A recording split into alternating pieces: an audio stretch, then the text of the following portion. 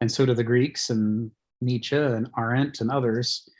we're gonna talk about it. This is we're breaking the sequence of our work on Millennia and Microcosm, but we're not actually leaving Millennia and Microcosm. We're just taking this opportunity to grab a theme, and our theme being slavery, and to explore it across. When you really think about it, it took a long time, right? I mean, that happened in 1860. I mean, it's about time that, we're actually having a federal holiday about it. Isn't that correct? Yeah. And it's not an accident that we haven't had a holiday for it before. Oh, okay. The cultures focus on the things that matter to them, and things that they agree to reluctantly, they will tend to downplay. So we'll talk some about the U.S. history with slavery. We'll talk some about the modern history of slavery, but we'll talk some too about the philosophical issues associated with slavery, and try to disentangle some of the different kinds of slavery that we sweep under the rug of the single term in order to obscure what we're up to, because we're moderns, right? And it is, one of the core themes of Millennia and Microcosm and of Kenneth Smith's philosophy generally is this idea that we are, the fishies that swim in the water that don't know that water exists. The things that we're familiar with, as Hegel says, what is it? Das Bekannt ist, warum nicht erkannt. The familiar is for that very reason not recognized for what it is. There is this problem that the things that we take for granted, we can't actually assess correctly, because the act of familiarization erases the interesting features of them and hides them under thought terminating cliches. This is why in any epoch of history or any culture, the things that most need to be questioned and examined are the things that we are least able to question and examine, because the terms we're thinking with have all been predefined to point back to the central premise of the culture, and to make it seem impossible to think about those ideas outside of that culture's premise. And this is part of the mechanism by which a culture seems to explain everything and be self-sufficient, to encourage people to just passively accept it and not question it. So in modernity has a lot of tricks. It has scientized and industrialized these mechanisms of blinding people to what they're taking for granted. It does it in a far more calculating and intentional way than any epoch before, because previous epochs didn't have the level of science and organization and mathematization and you name it. The Noetic Apollonian logos qualities of culture we do more than any previous culture or epoch. So what we're going to find in today's discussion is that it is not a coincidence that we're very confused about issues of slavery, because issues of slavery are very central to modernity. And as such, modernity needs us to accept certain premises about them and not question those premises. So they have been defined for us a priori before we start thinking in terms that make it difficult for us to get any distance from the ideologies we've been catechized into. So what is slavery? What is not slavery? Who has been engaging in slavery? Are we done with slavery yet? Or are we still engaging in slavery, just in sneakier, subtler forms? And obviously it's good to celebrate the end of slavery, but part of that question we have to ask along with that is, did we end slavery or did we re-encode it? We'll look a little bit, because US history classes tend to be so bad on these particular issues, we'll take at least a little bit of time to look at the actual history of Reconstruction and Jim Crow. And we'll look at the Compromise of 1876 to see how a political deal was made to roll back Reconstruction and allow previously enslaved Black Americans to be re-enslaved without anybody admitting that that's what was happening. This is an era of U.S. history that history classes tiptoe around to be careful not to actually tell the truth about it. It's really ugly, and it's not an accident that we did that. It's part and parcel of modernity. We'll spend a little bit of time talking about the history of Haiti. Hispaniola, that island is the island that Columbus landed on. That is, the first place in the quote New World where slavery and genocide were practiced. And it's not an incidental detail, it's central to the course of modernity, we will discover. But core to all of this, I think what I want to draw our attention to, I shared a link to Hannah Arendt's book, The Human Condition. It's available for free online via PDF. If anyone who can't see that link, just go to Google and Google The Human Condition in quotes and Hannah Arendt in PDF, and you'll find there are numerous sites that will let you download it. This work is a work in which she analyzes the classical Greek framework for understanding the division of society into three realms. And that tripartite division corresponds to Hegel's three mental faculties and to Kenneth Smith's three personality types. And in some ways, it corresponds to the three epochs that are being discussed in Millennia and Microcosm. So there's a tremendous amount of influence that it has, and we'll be using it as a touch point. I started out with this quote by Thucydides from the History of the Peloponnesian War. For anyone who hasn't read it, the History of the Peloponnesian War by Thucydides is one of the most essential historical works ever written. It's one of the earliest historical works written. It's far more rigorous than Herodotus's previous history, and it is notable for painting an unflattering picture even of Thucydides' own culture and himself in his quest to be as objective as possible. So it represented a new high water mark in history where people were willing to tell the truth about things. One of the things that's unique about this book is that although he ran around interviewing the survivors of the war afterwards in order to get their firsthand personal accounts, he didn't know, there was no recording equipment. He couldn't actually portray the speeches exactly as they happened. So what he did is he thoroughly interviewed the witnesses and he wrote down what they said, and then he composed the speeches that they might have said based on eyewitness testimony. And in doing so, he's given us a work that is a literary form of history in which he's trying to, as clearly as possible, portray what people said their motivations were. Why did they fight? Why did they do the things that they did? And in that, there's a showdown between the army of Athens and the people of Melos who are being besieged by Athens. And they exchange speeches back and forth, like as happens in all these battles. And in this particular speech, the Athenian spokesmen say, "We hope that you, instead of thinking to influence us by saying that you did not join the Lacedaemonians," he's talking here of Sparta, the enemies of Athens. This is a big civil war between Athens and Sparta that united all of Greece into two factions. Although they're colonists, that is, Melos is a colony of Sparta, or that you have done us no wrong, we'll aim at what is feasible, holding in view the real sentiments of us both. Since you know as well as we do that right, as the world goes, is only in question between equals in power, while the strong do what they can and the weak suffer what they must. This is one of the most famous quotes out of Thucydides. The strong do what they can and the weak suffer what they must. This is Thucydides' summation of injustice.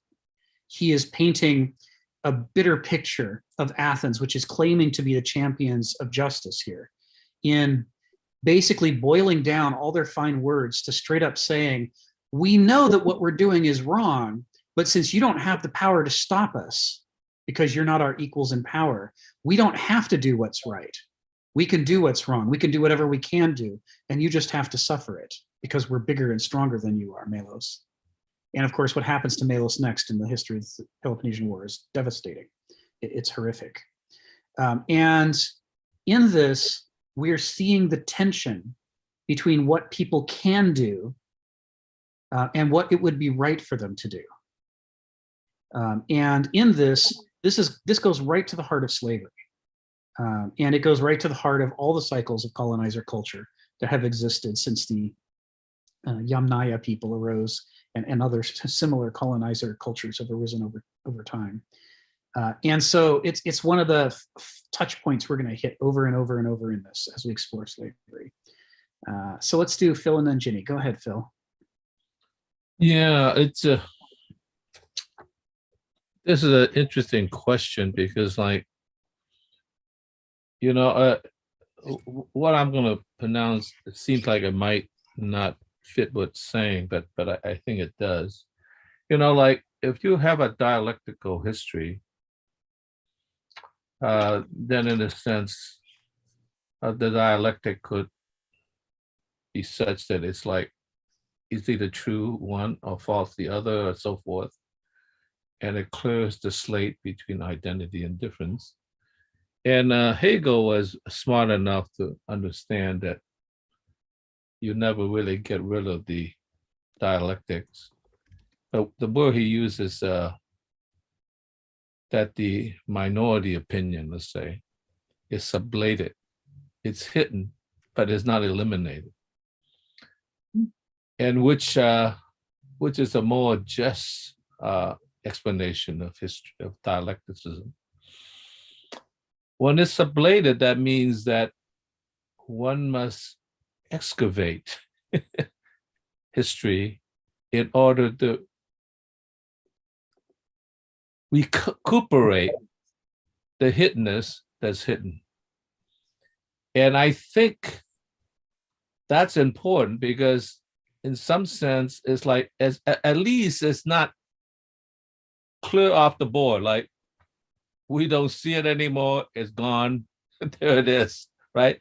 So the retention of that is important, but the second part of it is that we must excavate in order to reintroduce that to the present so we understand the past. So put that in relationship to Heidegger. It says, the past is not bygone and past.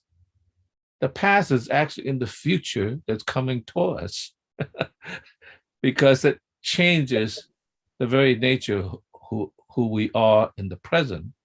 So that is a very interesting argument that is being talked about now, in schools, what should be permitted, about 16, 19, and all that stuff, okay? That includes much of the stuff. And that seems like the struggle.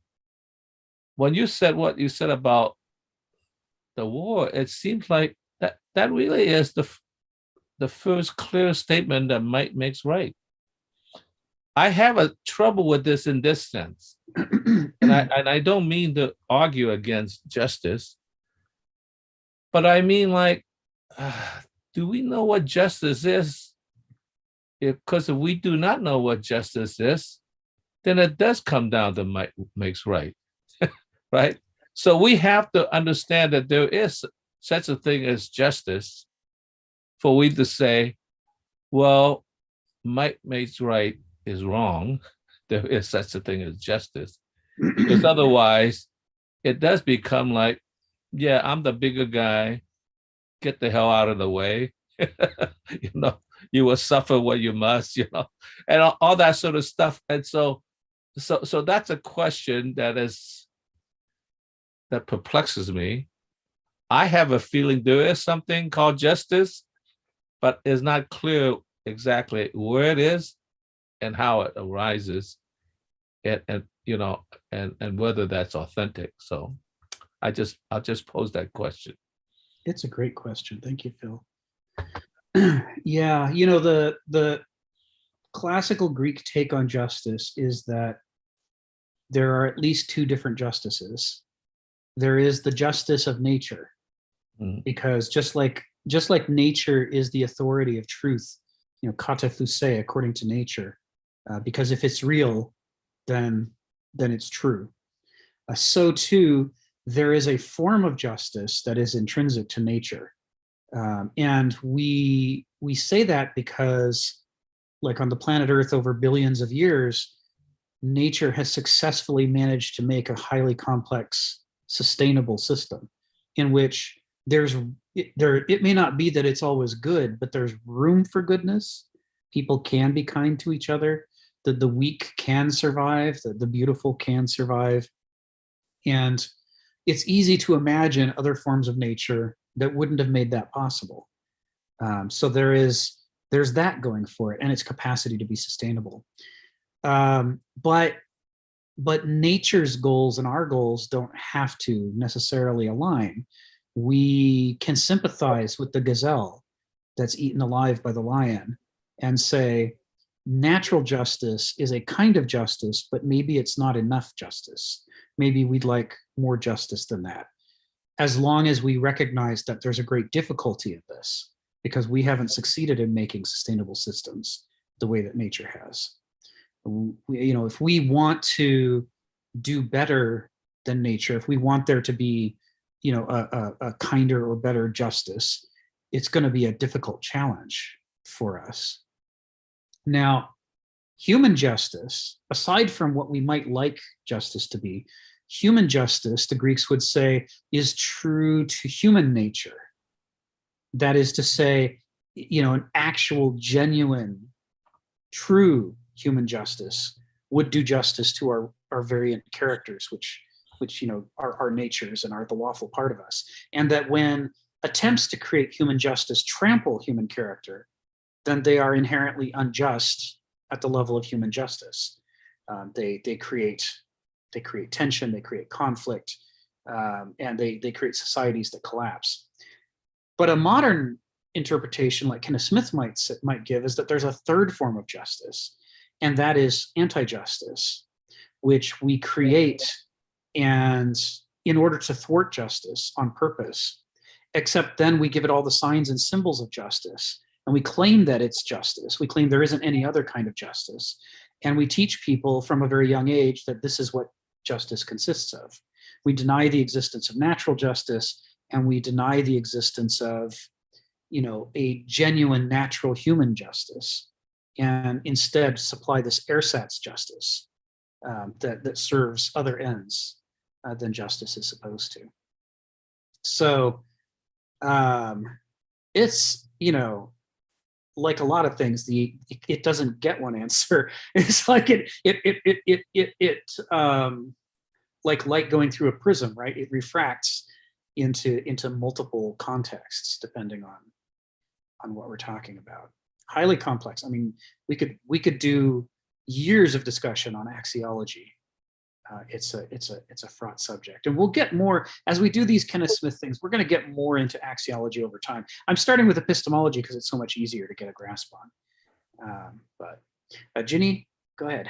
Yeah, thank you for bringing up about Greeks, because throughout basically all my life, starting at college when I took courses and read all these Greek plays and all that, I thought Greeks were this enlightened people, and I never even thought about slavery in ancient Greece.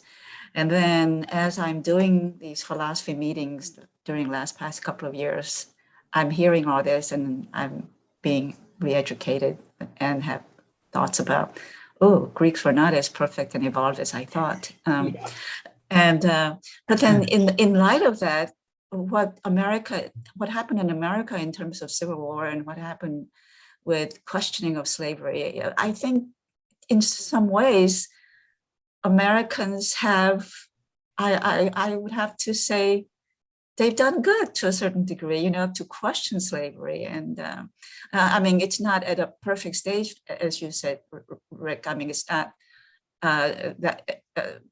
it's not completely evolved the way it should be at the stage that it should be, but still, to have questioned the thousands of years of the human race doing slavery and living with slavery, and to have done what it did during Civil War and everything, I would give America some credit. Yeah. That's, yeah. Yeah, it's interesting. You can find films and histories written about Britain and their struggles around the issue of slavery as well that are also interesting to read. Many Britons made millions by being slavers and slave traders, and the struggle against that, the pushback when there started to be people saying, maybe this is all horrific and immoral and we should stop it. It's fascinating to see the arguments on both sides. What did people tell themselves to justify it, and what did they say when they were trying to overcome these huge vested interests? It's every bit as interesting to read about as the history of kind of the U.S. struggle against slavery. What we see is that although it didn't happen at an identical time, in the modern world, there was a stage in modernity when slavery was embraced with great relish.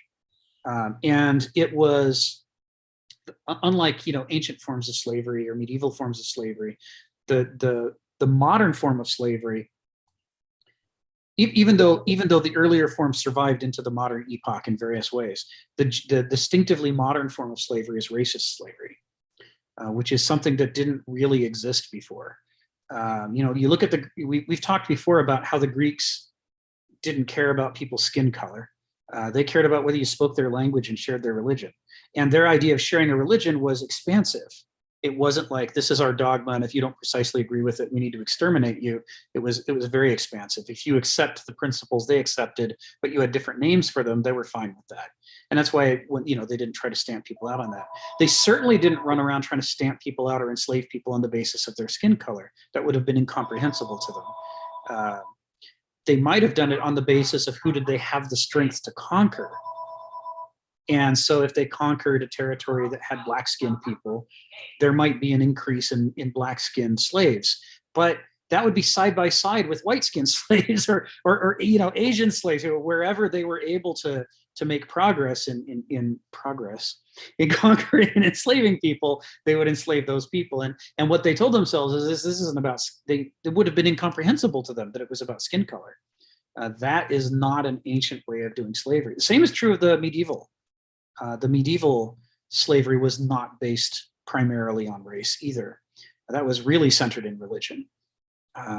But it is in modernity, despite the fact that modernity in its late stage likes to pretend that it's post-racist and that racism is a relic of the past. The truth is that racism, as we think of it, is a modern invention, and it comes side by side with industrialized slavery. They happened at the same time.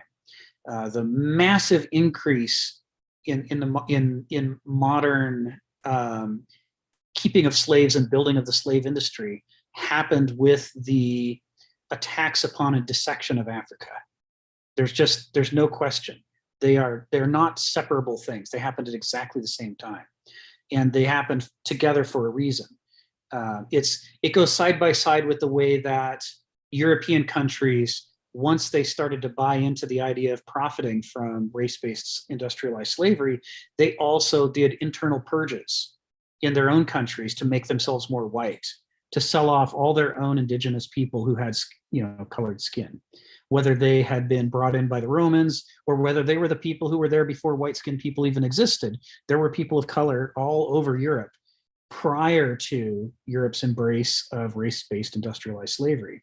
But once they got this notion that we're going to separate people by skin color into little crisp, carefully defined, clean categories that you can make logical syllogisms about and you can make clean laws and systems about, they then decided they had to purify themselves to make themselves fit perfectly into the category of being white so that they could then say anybody who isn't white is some kind of resource for us. In order to you have a document to base that on. Oh, this is heavily documented. There's so many books about this, and I shared some of them the last time we talked about this. We don't need a whole book, just some evidence. Yeah. If you do, there's a book called Blackamoors. You're referring to the same one again, yeah? Okay. Yeah, that's one. Shakespeare refers to the Blackamoors. And so do other contemporary writers, that there were black people in England, and that's just how it was. There had been for a long time. If you look at but not necessarily for an absolutely long time. Well, if you look at Roman records, you can see they brought Black people to England. They also brought Asian people to England. And they did it on purpose as part of their imperial strategy. They found that if Roman guards were from some other province, they were less likely to sympathize with the local populations. So the Romans would deliberately move whole populations of different cultures into England to make them the Roman guardians. And the Romans talk about this all the time. Julius Caesar talks about this. It was a very common strategy. You can find. I'm sorry to interrupt you, Rick, but this is completely. When you say Asians, you mean Middle Eastern Asians or from like Southeast Asia? Well, the Romans didn't have a lot of contact with Southeast Asia, although there were some. But we're talking about Middle Eastern, but we're also talking about steppes, Turks. We're talking about people from. This would be before the Magyars and before the Huns, but let's say Sarmatians and Scythians and similar groups from Central Asia. They would be Parthians would be used. They bring them in. There were cavalry in England. This is well documented, who were imported entirely from the West Asian steppes.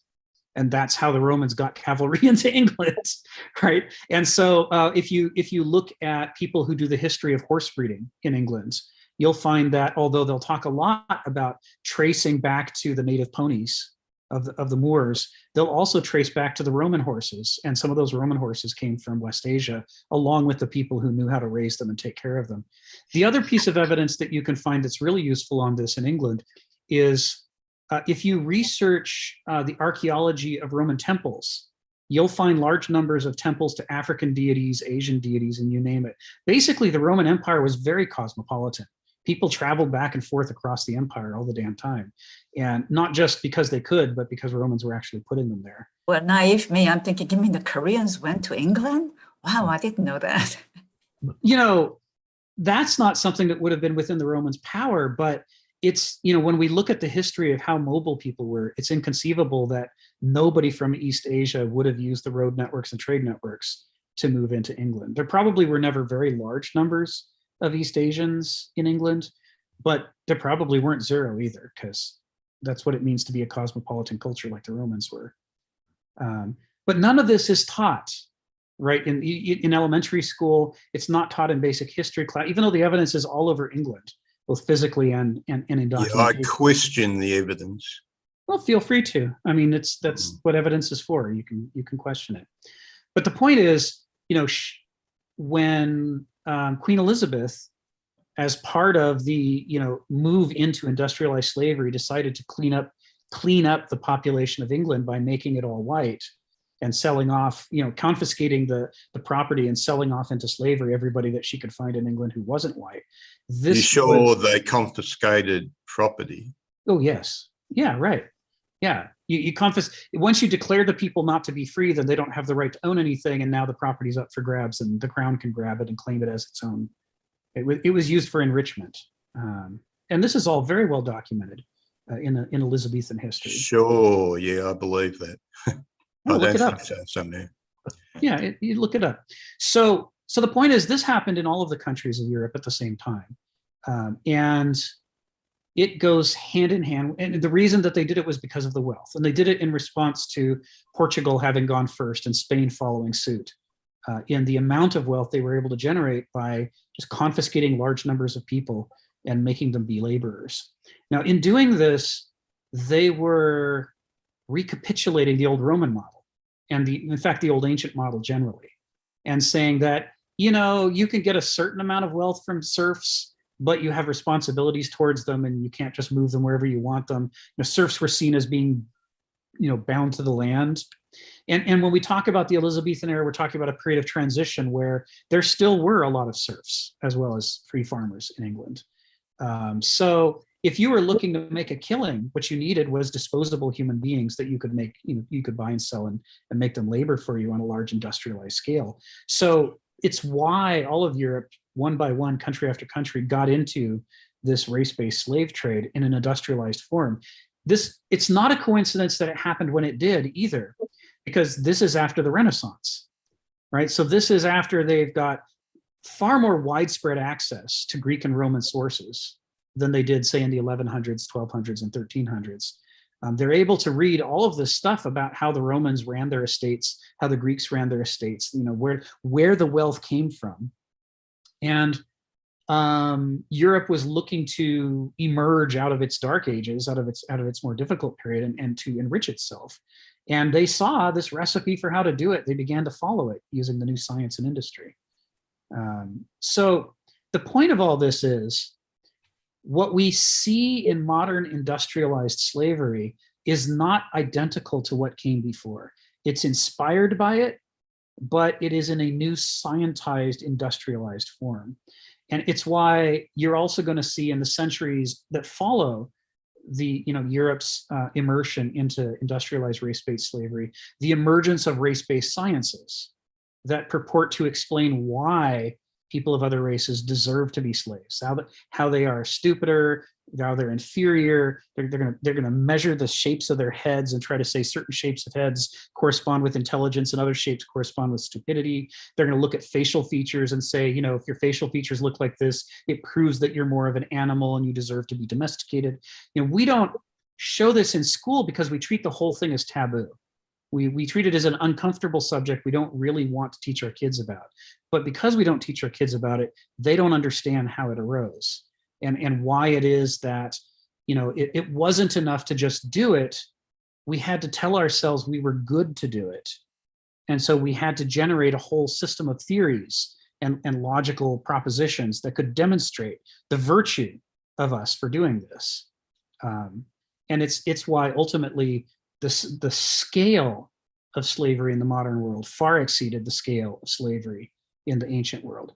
We had the science and industry that they didn't have. We went back to the old sources. We recaptured everything that they had come up with that we could figure out. And then we pushed beyond the level they got to with Newton, with Galileo, with countless other scientific investigators who came up with new ways to push science and technology to be able to achieve levels of organization that they never could. They just didn't have the tech to do it. In fact, when you read about Roman slavery, you see that the Romans often had Greek slaves who were educated people who were then made to be the overlords of their own native slaves, because the Greek slaves knew how to organize estates and so forth. And the Romans didn't really know how to run all of this as well. So they brought in a layer of slave intellectuals who would manage the slave labor, the manual laboring slaves.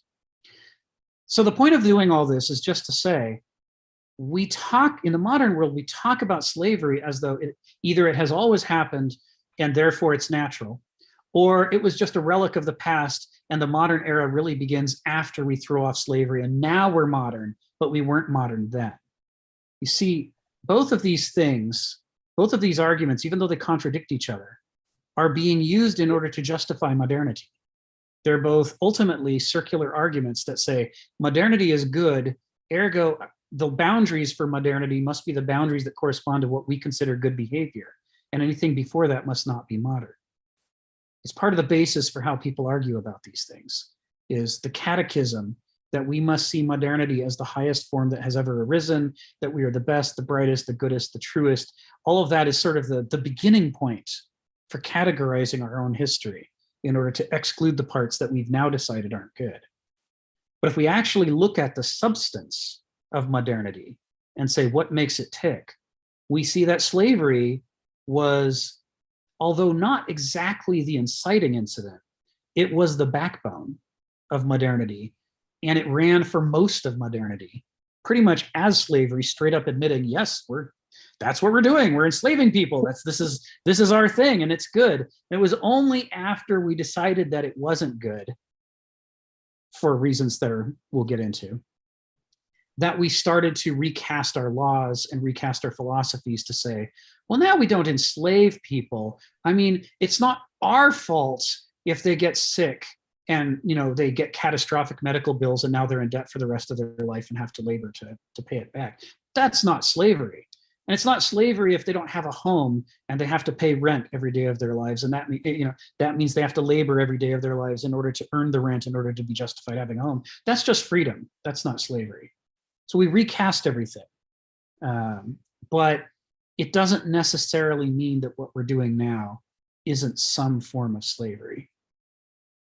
It changes your perspective on modernity if you start to think of slavery not as an aberration or an early stage, but perhaps as pretty important to modernity in the way that it conceives its relationships economically and politically. Phil, you got your hand up. Go ahead. Yeah, I have my hand up because I was hoping you would call me to continue my first question. Yeah, go ahead. So you skipped over, and my thought is that that the deep issues of virtue are not reducible by logic, and I'll tell you what I mean, at least personally. And it's wrapped up in my own artwork. In 1987, I was teaching at Penn State. I was rooming with a graduate student in philosophy, a very smart guy. And one day I came home and I said, I discovered the missing link.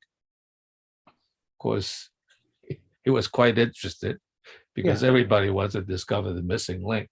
Yeah. And I said, the missing link is mankind. Mankind is the midpoint between the beast and the human. That being a human being is an aspiration.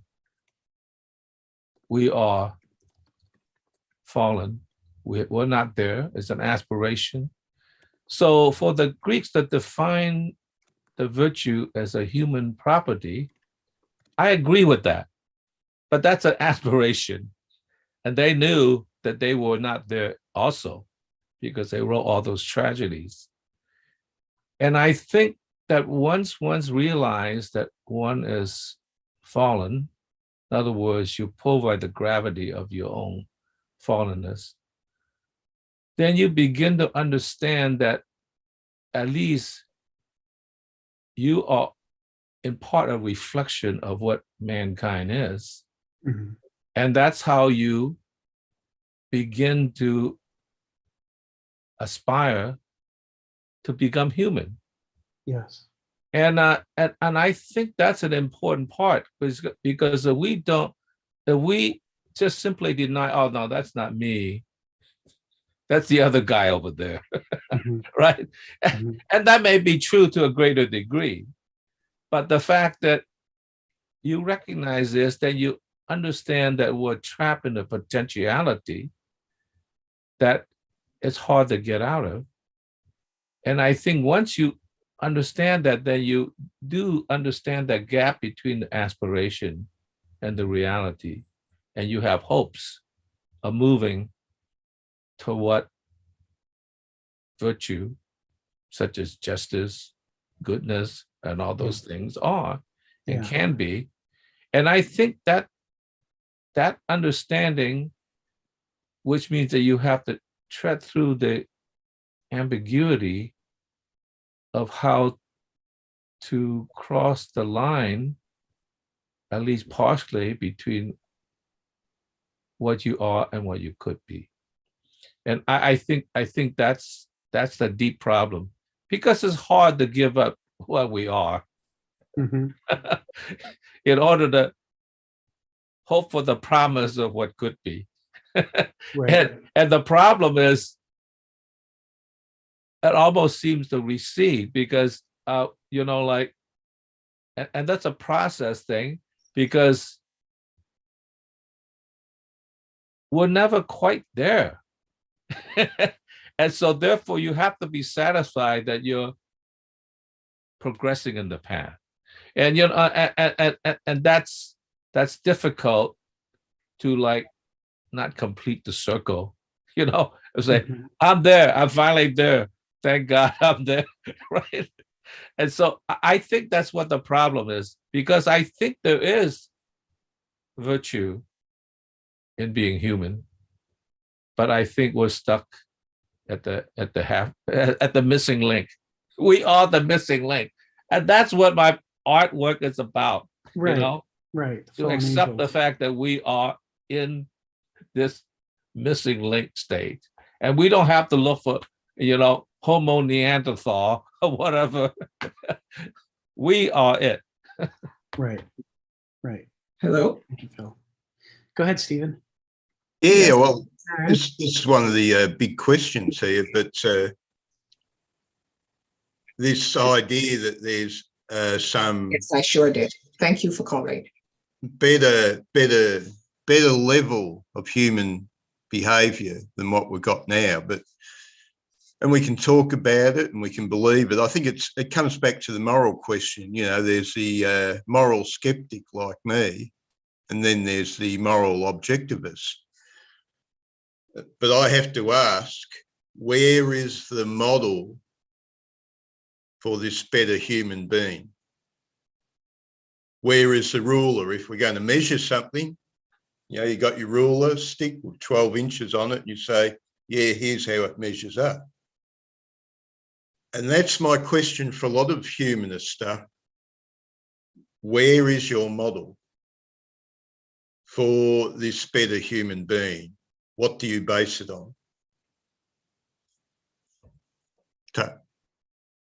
Thanks, Stephen. Yeah, it's questions of axiology are harder than questions of epistemology. And as we've established, questions of epistemology are hard.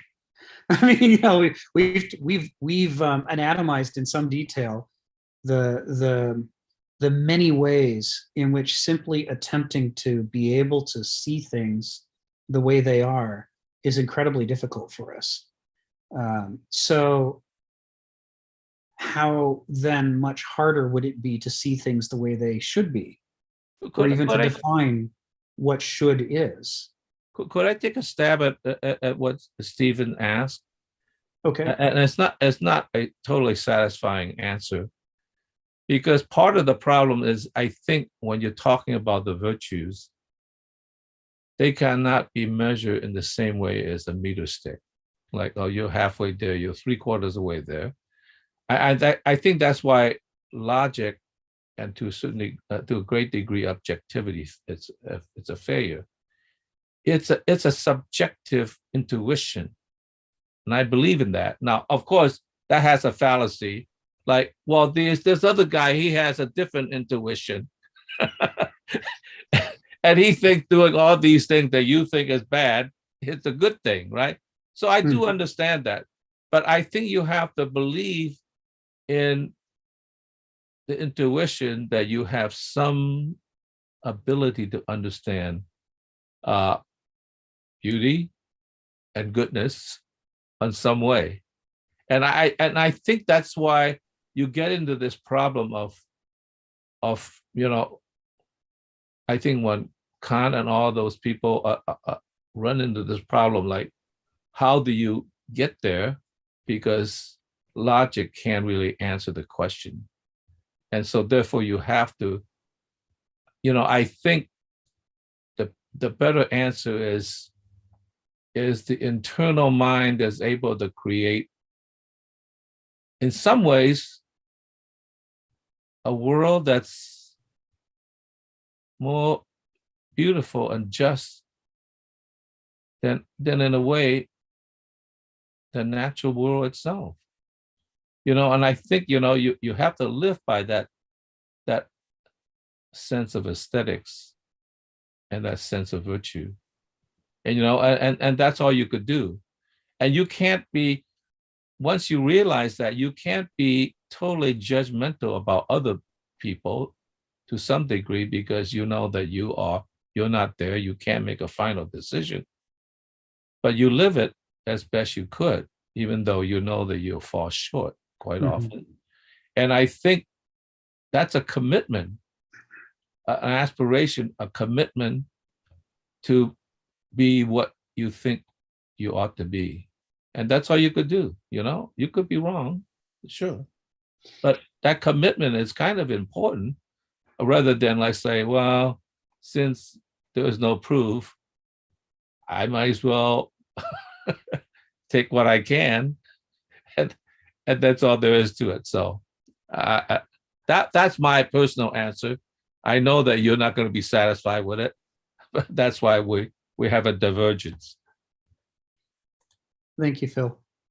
I think for now I'm gonna put the general question of axiology to bed for today, because it could eat the next year of sessions. It will certainly eat all of today, and then we wouldn't be able to talk about the issues of slavery that are being brought up here today by Juneteenth. So part of the reason why I went back to this quote by Thucydides is that he's describing one form of slavery. And it's an important form to recognize. And that's the form in which the strong do what they can and the weak suffer what they must, in which the strong impose their will upon the weak. And part of what Thucydides' argument is in the Peloponnesian War is that the Athenians took these actions because they thought this is what strength consisted of. And they thought that justice was only reserved for relations between the equally strong, and that therefore they were free to mistreat the weak however they wanted to. And what you're seeing in this is a might makes right philosophy, right? Or what Kenneth Smith might call an anti-philosophy, because it begs the question it purports to answer. What we learn from the history of the Peloponnesian War is that the strong Athenians, by screwing over the Malians and plenty of other weak city-states, united the rest of Greece against them and made everybody hate them, and they were overthrown and defeated. That is, what they thought was their strength turned out to be their weakness. They generated their own destruction through the exercise of strength. And we see this reflected in Nietzsche when he says power makes stupid. He's saying, when you are strong, it warps your view of the world. The things that you're good at loom large in your understanding, and you see the world through that lens. And the things that you're bad at, you try not to think about because it would interfere with your self-image as being strong. And so you neglect the weak areas and they atrophy further. And you invest in the strong areas and they grow further, and you become a caricature of yourself. And in becoming that caricature, what it does is it blinds you to the full range of strategies available to you if you were willing to do the work on yourself to develop the weak parts of yourself. And so you start behaving in stereotypical caricatured ways that show less intelligence and more like, push the button, get the result, more mechanical, more brutal, less alive, less somathesy. And that reference to somathesy is important here, because it's saying you're to be alive, to be vital in the way that Nietzsche talks about, you have to be in a learning relationship with the cosmos, where you are sensitively aware and alert and responsive and adapting to things. It's that dance of vitality that Nietzsche celebrates in his vitalism. And it's what's missing from the people who self-identify as the strong. They stop learning and they start imposing. And the more they impose, the less they learn. What happens, however, is that the weak have to pay more attention because they have less ability to control their environment. That is, they become more alert and more aware, and they see things that the strong can't see because the strong are blinded by their strength. And they see things such as the strong are only strong at certain times and they're weak at other times, and you can, cut their head off in their sleep, and then the strong are gone. And by strong, we mean the people who've been oppressing you. So these kinds of dynamics that the Athenians are engaging in, what they do is they generate opposition, they generate discord, and they create a society that tears itself to pieces. In fact, that's exactly what happens in the history of civil wars that begins with Thucydides' history, what he's describing here. The strength is a delusion that's formed by an ideology that Nietzsche says is characteristic of all systems where people self-identify as the world is divided into the strong and the weak, and we're the strong. There is a blindness and stupidity that's built into it. So what we're saying here is that the forms of relationships in which you impose your will upon others and you make them labor on your behalf, they satisfy this description of Thucydides, that the strong do what they can and the weak suffer what they must. And in doing that, you generate a population that hates and that hates you and wants to see you fail, and that knows more about the world than you do, because they have to pay more attention in order to avoid getting crushed by you. In other words, you become stupider, they become smarter, you become more complacent, and they become more energized to create change. And because they're smarter and more aware, they become more able to create change than you are, because you become stupid through your power. This is the dynamic by which slave societies in this definition of slavery, this coercive definition of slavery, become their own undoing. It's almost like physics. It happens so consistently, so regularly, it repeats itself throughout history. And yet, generally speaking, people who are lured into positions of strength, they can't resist the short-term benefits of just imposing their strength. It seems to be so, the bad guys through the best parties. It seems to offer so many short-term advantages to just flex your muscles that it's really hard not to do. Why not impose yourself on others? Why not bully people? Why not shove them into doing what you want? You have to be able to avoid using power in the stupid ways that Nietzsche warns us about. You have to be very, very smart. You have to look ahead. You have to be wise. And of course, the problem is that the way that power is distributed in the world, it doesn't happen to just line up with the wise. In fact, it frequently winds up with the very foolish. And they can't resist the temptation to use power for short-term gain and thereby create long-term self-destruction. So there are these cycles built into the structure of human psychology and human character that we see reflected time and time again. When we come back to the history of Haiti, part of what we're going to see is that Haiti's ability to overthrow first the French, then repel a French fleet, and repel the Spanish army and the Spanish fleet, and then repel the British fleet, which was considered the greatest in the world. All of that led to a great shock for the European, commitment to industrialized slavery. And they had had shocks before. There had been slave uprisings, but the Haitian one was particularly brutal.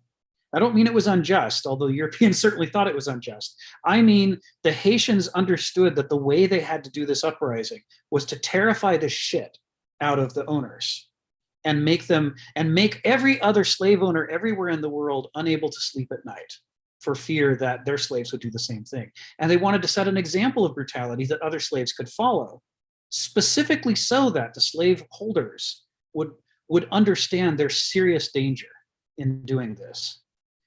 That is, the Haitian Revolution didn't just seek to free the Haitian slaves. It also sought to end slavery worldwide by setting an example that terrified the would-be slavers and made them think twice. And ultimately, that's what led to the transformation of Europe, to saying that we're going to shift from a slave-based model to a proletariat-based model. Because if we don't do that, well, we know exactly what could happen to us. Look at what happened to all these people in Haiti. It gave them nightmares, and they were compelled to change. The nature of that change we'll explore over time, but this issue of how do you get the attention of the powerful stupid to make them afraid to continue doing what's making them so rich? And you have to scare them to death. In this, what we see is something very similar to what Gilbert Murray writes about in 5 Stages of Greek Religion, when he explains that the conquering Greeks, when the Hellenes first moved into the Greek peninsula, and they enslaved all of the indigenous populations of the Hellenes, that they became religious specifically because of their fear of ghosts and their fear of retribution. They knew they had done terrible things. This is Gilbert Murray writing. He says they knew that in their conquest they had done terrible, terrible things.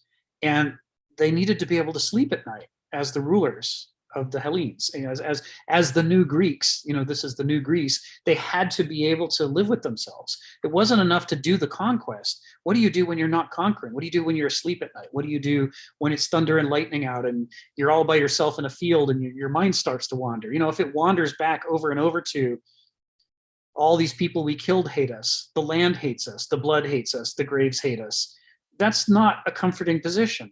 And so they generated this whole series of rites and rituals and propitiations that were aimed at making peace with the dead and creating a sustainable culture in which they didn't have to fear for it. And in doing that, since some of the people that they were making peace with were the ancestors of the slaves, they were also trying to make peace with the slaves, to say, well, you know, our ancestors did terrible things when they conquered you, but we honor your ancestors just like you honor your ancestors. So that unites us together into one people. And this was incredibly effective for the Greeks. Their shared rituals were part of what glued them together as a people. But it depended upon reducing the separation between the owner and the slave. So that on the one hand, you admit that they're two different people, but on the other, you also admit that they're one people united. If you can't pull off that trick, then you set yourself up for Haiti, where people see themselves as completely separate from each other, so that the one group exploits the other too much, and the other group therefore is too angry and feels no compunction about, let's just cut all their throats, even the kids. Why not? So this issue of are we one people or two people is bound up with the issue of slavery. Donald, go ahead. I just want, there's something else in Thucydides. I keep looking for it. I'm not finding it. I think it's attributed to Pericles, where he's talking about the Delian League, the big Athenian whatever, of which, you know, it's related to Melians. They were trying to force them into the Delian League, and they wouldn't budge. Yes. But there's something, I think it says, it may have been unwise or imprudent to pick up this empire, but it's dangerous to put it down. That the Athens, well, Pericles died in the plague, but some of the Athenians kind of understood that this empire that they had started, become heir to, after the Persians were defeated, they maintained the empire, was a dangerous thing, was an unwise thing. But that's different from saying, we know how to get out of it. Right. You know. Right. You know, they didn't. Because if you free these people, well, they're against you. Right. You know, it's not like, okay, well, let's bygones be bygones, and we'll go back to, you know, 491 or whatever it is before the Persians, and live like we did. So yes, you know, there's some great things here, you know, about Athenians, and some struggle and some don't. You know, some thought, oh, a lot of gold, a lot of silver, I should say, not so much gold, a lot of silver. Okay, that's enough. Oh, that's really good. Yeah. You know, you see this when people talk about the Balkans, you know, Southeastern Europe, and how old the animosities are. People have very long memories, and they're still angry about things that happened centuries before. You know, we treat that as a kind of irrationalism. When we report it in our news, we say, well, those Balkans, you know how they are. But we're exactly the same way. When we try to rule, when we are in the position of the ruler, as part of the, you know, power makes stupid dynamic that Nietzsche talks about, we try to simplify things to the present. We say, well, sure, I took North and South America from you and killed almost all of you and shoved the rest of you onto reservations. But that's all in the past. Let's all be brothers now that I own everything that you and your ancestors ever created. And I'm in my mansion and you're in a, you know, tar paper, you know, shack that can't keep the heat in the winter. Let's just call bygones bygones, and we can just make this our new starting point.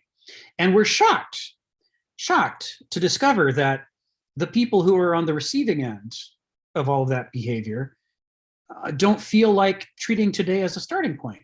For them, the horrible things that we did in the past in order to get to this point are still very real in their lives. They tell the stories, they sing the songs, they dance the dances. They are not going to forget what we did to them. And it's the same in the Balkans. When one group tried to ethnic cleanse another group 150 years ago, you know, the group that survives, although they lost, they still exist, and they have new children, and their numbers grow again, and they tell the stories, and they sing the songs, and they dance the dances. And then when they're in a position of strength, now it's their turn, right, to inflict the pain back the other direction. All those complacent people saying, we're all brothers now, while they sit there on all the stolen property, are a constant source of new outrage. So that, you know, the losers, you know, are motivated to, you know, do terrorism or to commit genocide if they can get the strength to do it, to reconquer. This is part of the weakness of these compulsory forms of civilization, that, you know, you get the short-term result, but what you set in motion, you know, when you are getting the short-term result, you are making a fundamental error in that you're treating a human being as an object or a resource, when the truth is that human beings have cultures that have memories. And those memories don't just remember facts, they remember anger. And this is part of where I'm not going to try to answer Stephen's question about justice today. I think it's going to take, you know, many, many sessions to explore axiology. But one of the core issues of justice is, if you pretend there's no such thing as justice, you will be the one up against the wall sooner or later, because you will enrage so many people around you that they will do you in, or their descendants will do you in. Somebody is going to have it in for you because your behavior is not taking into account how other people feel about it and what they can remember about you. I think about an experiment. It's one of my favorite experiments, trying to determine crow intelligence. Are crows intelligent? So some people put on Richard Nixon masks, and by I mean researchers, and they go out and they're rude to crows. They yell at them, and, you know, they don't try to hurt them, but they throw stones in their direction. They do other things that would really piss off crows. And the crows are angry and they fly away. Years later, after those crows have died, in another part of the city, they walk out in Richard Nixon masks. And all the new generation of crows attack them furiously. They hate them. They want to get them. And this was one of the first times when people clued in that corvids are a whole lot smarter than we think they are. Because obviously the only way this works is if they're able to not only remember their own personal grievances, but encode them into language and transmit them to the next generation, so that a future generation shares the rage of an earlier generation and is willing to see justice done, even if they're the ones that have to inflict it on somebody else in a Richard Nixon mask. It is one of the most remarkable experiments in corvid intelligence I've ever seen done. But what we forget is that it's not just corvids that do this, so do human beings. When we engage in widespread mistreatment of human beings, when we enrage them, we're not just enraging them, we're enraging all their descendants, or a large number of their descendants. And maybe we're not the ones that are going to be up against the wall, but it might be our kids or grandkids.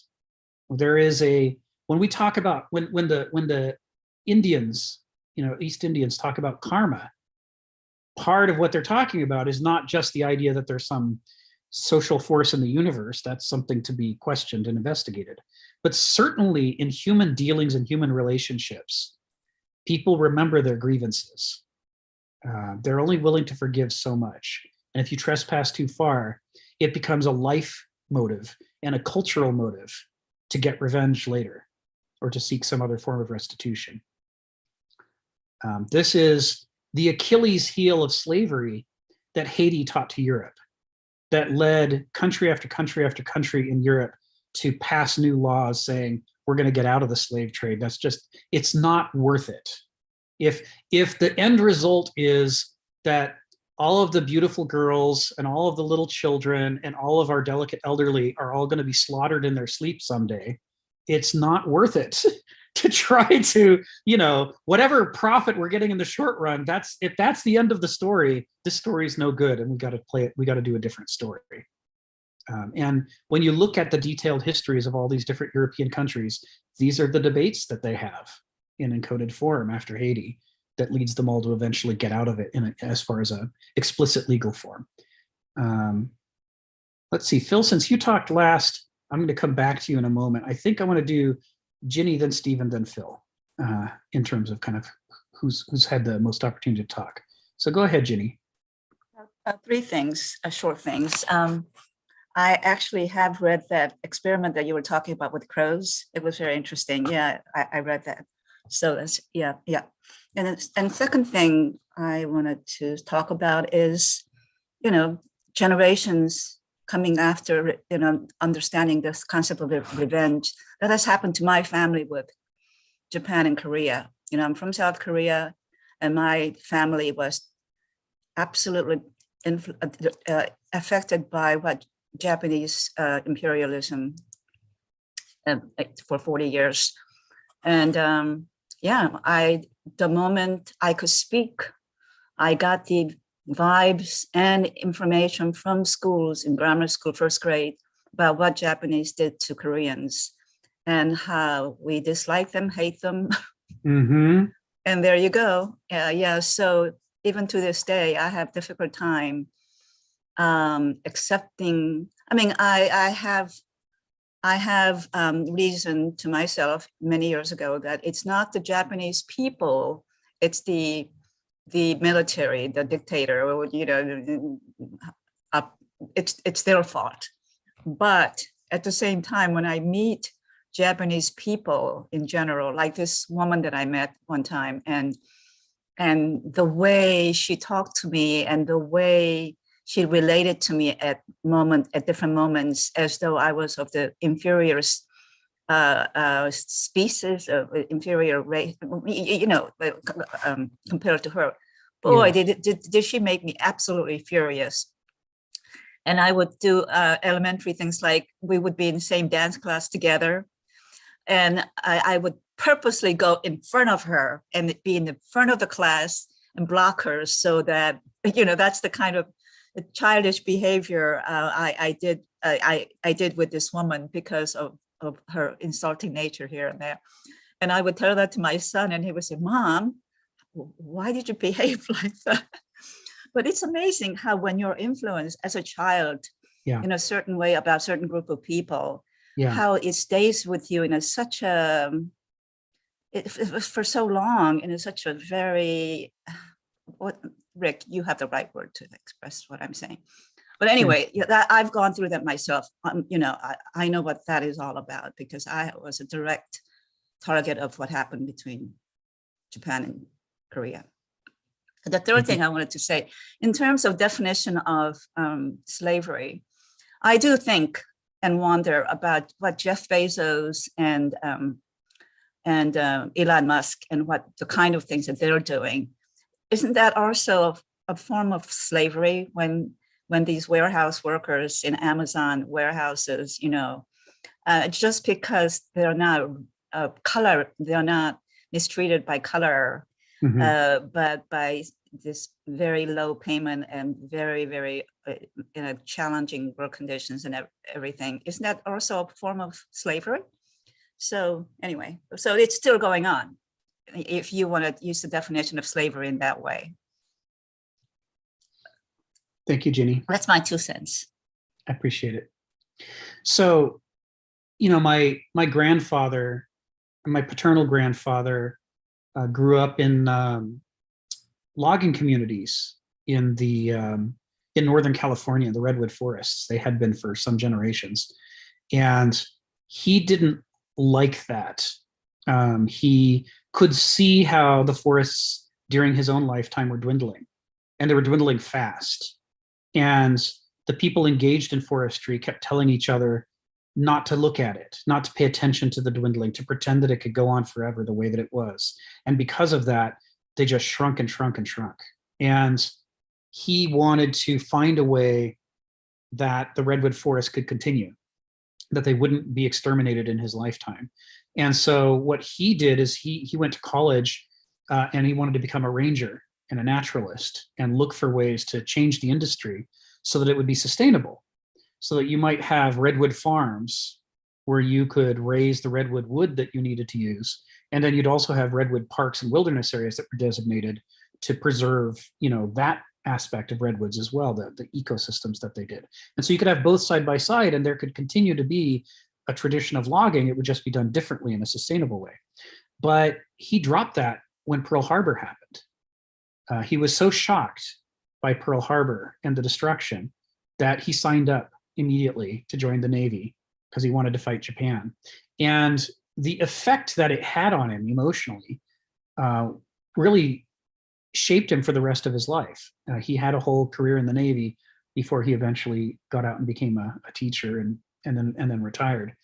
I remember not understanding what was happening when we were sitting in the den with Grandma and Grandpa watching the TV show Tora, Tora, Tora. And when it got to the sequence where the Zeros were kamikaze bombing and destroying the ships and sinking them, he started yelling, "Banzai, banzai, you bastards, banzai." And I didn't know the history. I didn't know what was happening. It was just very strange. It was like he was possessed. But it was because even all these decades later, he was still enraged, at, on the one hand, the wanton destruction and death, but on the other hand, what effectively ended up being the erasure of the life that he'd wanted to have. His hopes and dreams all had to go down the toilet so that he could do this other thing that he felt compelled to do by the Japanese war machine.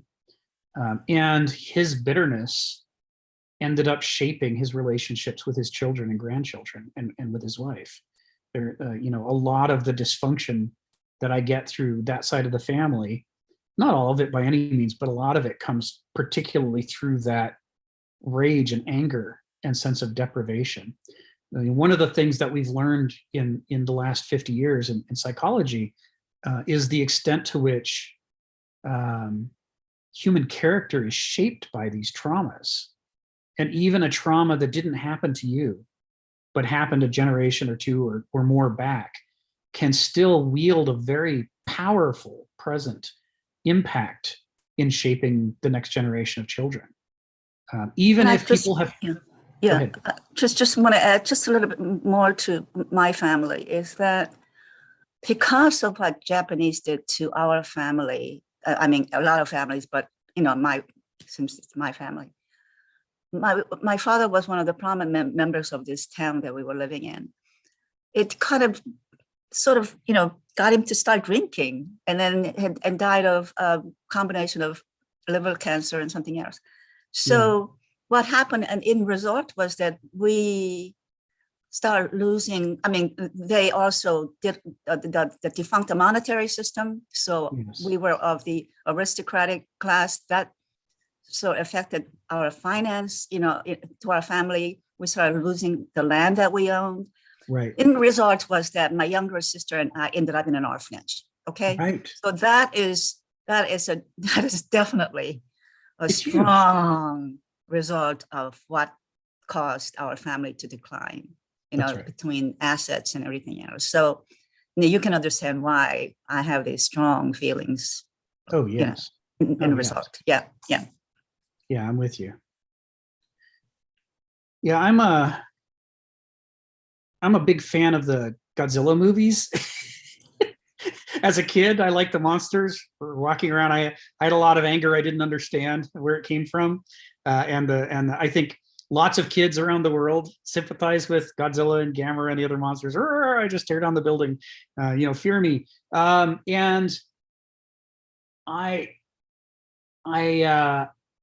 as I got older, I had a problem with the jokey phase that Godzilla went through when they're trying to make him, friendly for little kids to watch, where he's playing soccer and things like that. And you're like, really? And so I really enjoyed the resurgence in the 80s and 90s when they started doing kind of scarier, more horror-like Godzilla films, like the original one. It's like, oh yeah, Godzilla, he's scary.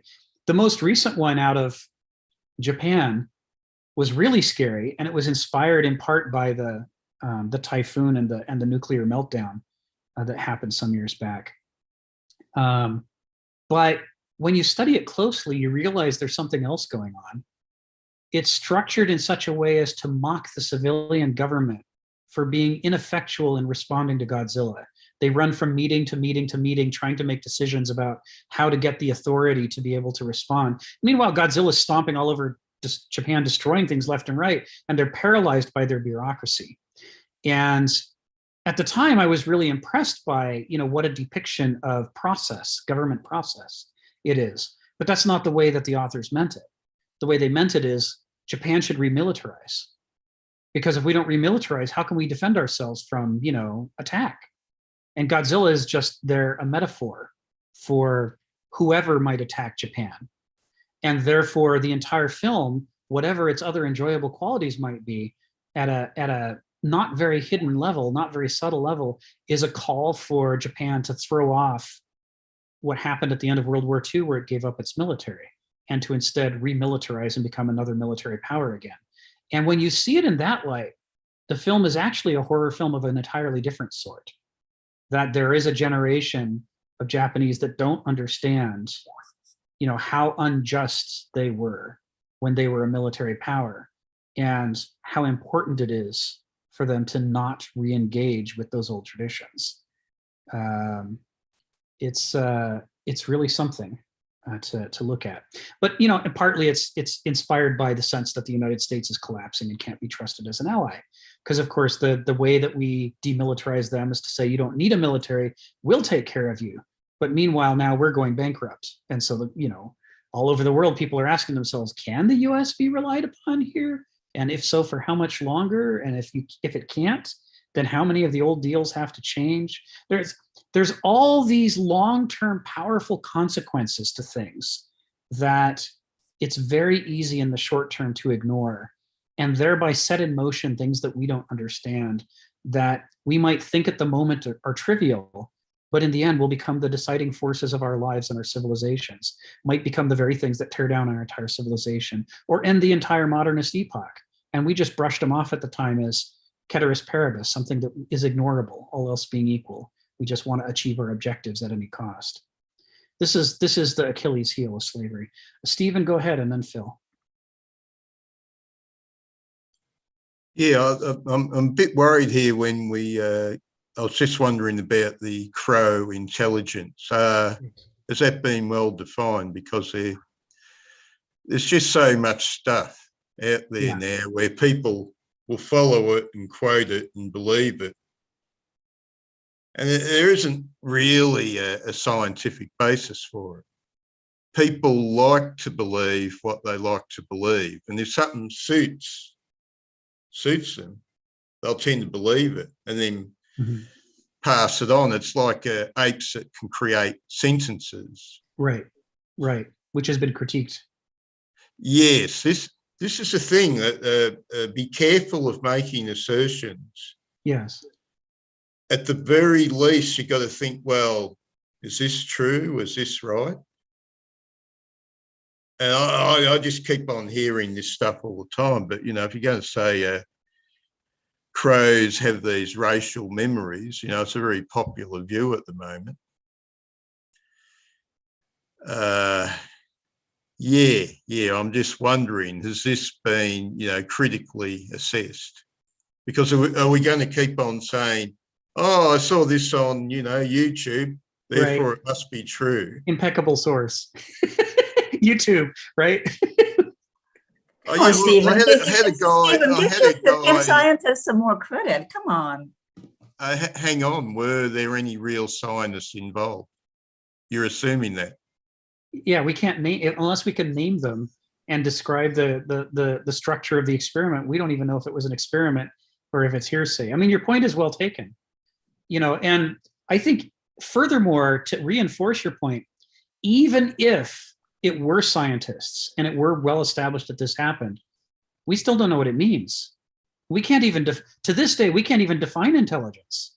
So exactly what took place, you're right, Stephen, and it's just a big fountain of questions is what it is, more than anything else. It's like the crow they show very cleverly working its way through this trap with toothpicks and whatever to get a reward.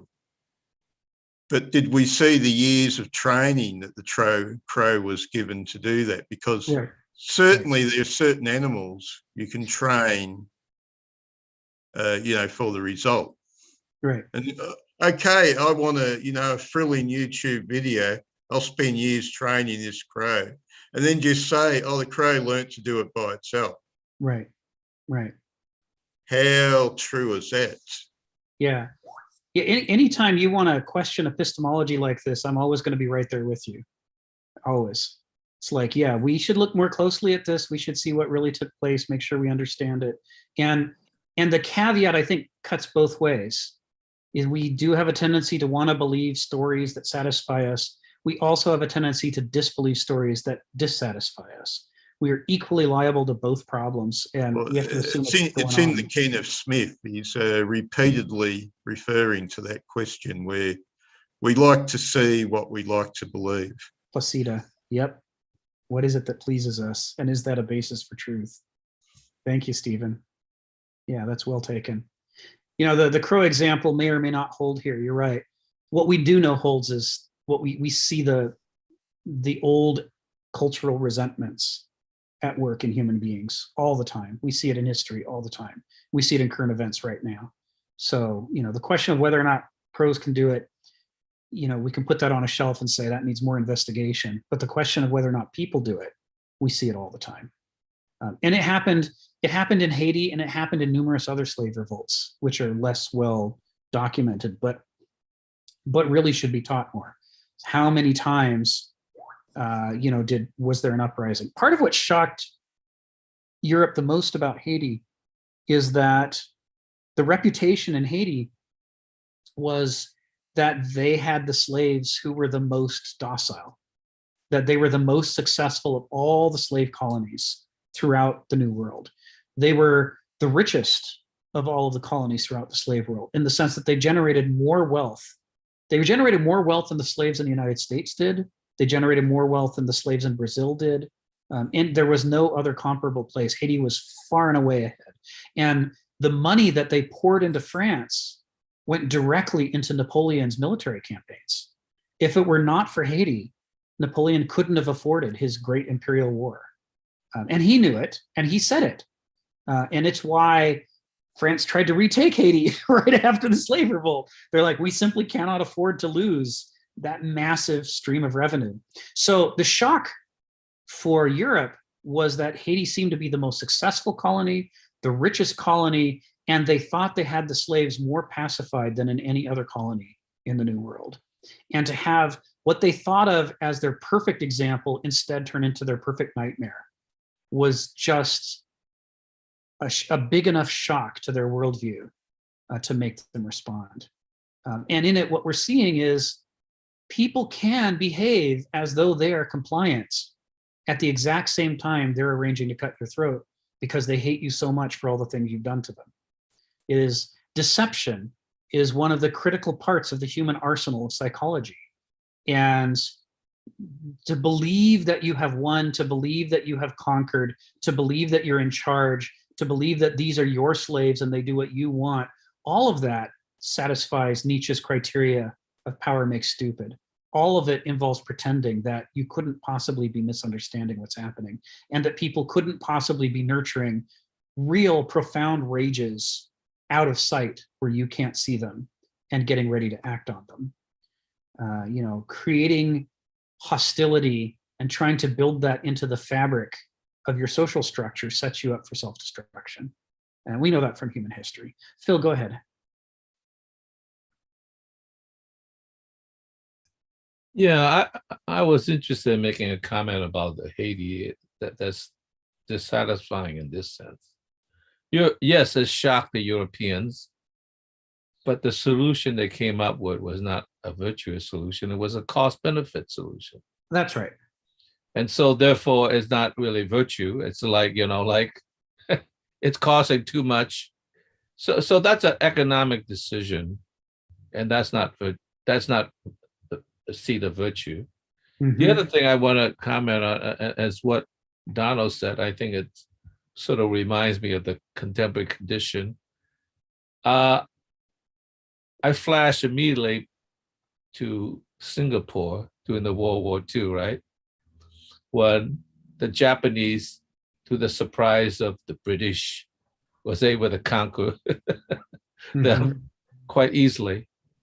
And of course, the British were just incredibly surprised, not only by that conquest, but by the fact that the natives, the indigenous people, the people that lived there, didn't really care that much. They didn't lend the support. You know? And they sort of like, well, that seemed like kind of a betrayal. Like, of course it wasn't, because they were not treated in the right way. However, I must say this, little did they know they were going to be even treated worse. If they had known that, maybe they would have been a little bit more supportive of the British and another cost-benefit analysis, right? Right. And the other thing I want to say is about the current crisis in the Republican Party, right? Like, you can't really go too far because your party now is controlled by these guys.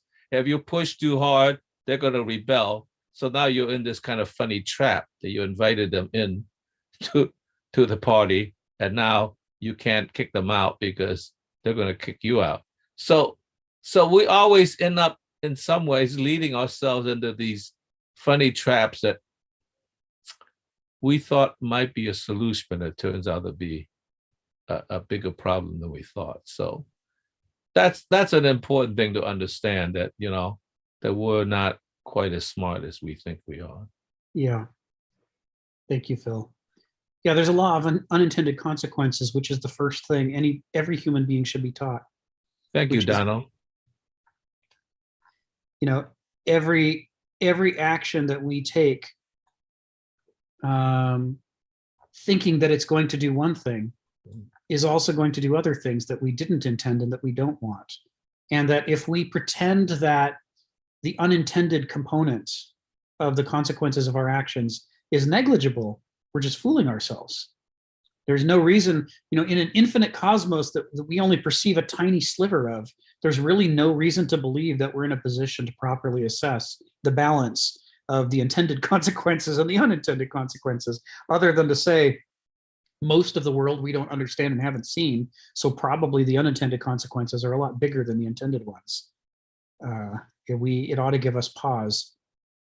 But instead, people just get impatient and they say, I don't want to think of, it's too hard to think about that. You're just an obscurantist. You just don't care. You're not practical. You don't care about getting things done. I'm going to get things done. And, you know, that's how people end up against the wall later on. They got things done all right. Now everybody hates them for the way that they went about it. Yeah. So, all right. So we're working a theme here. And part of the reason that we're working this theme is I wanted to spend some time talking clearly about the first form of slavery, which is the actual subjugation of one people by another. And I'm using a generalized definition because slavery is so varied across history. In so many places, it's so different, wildly different.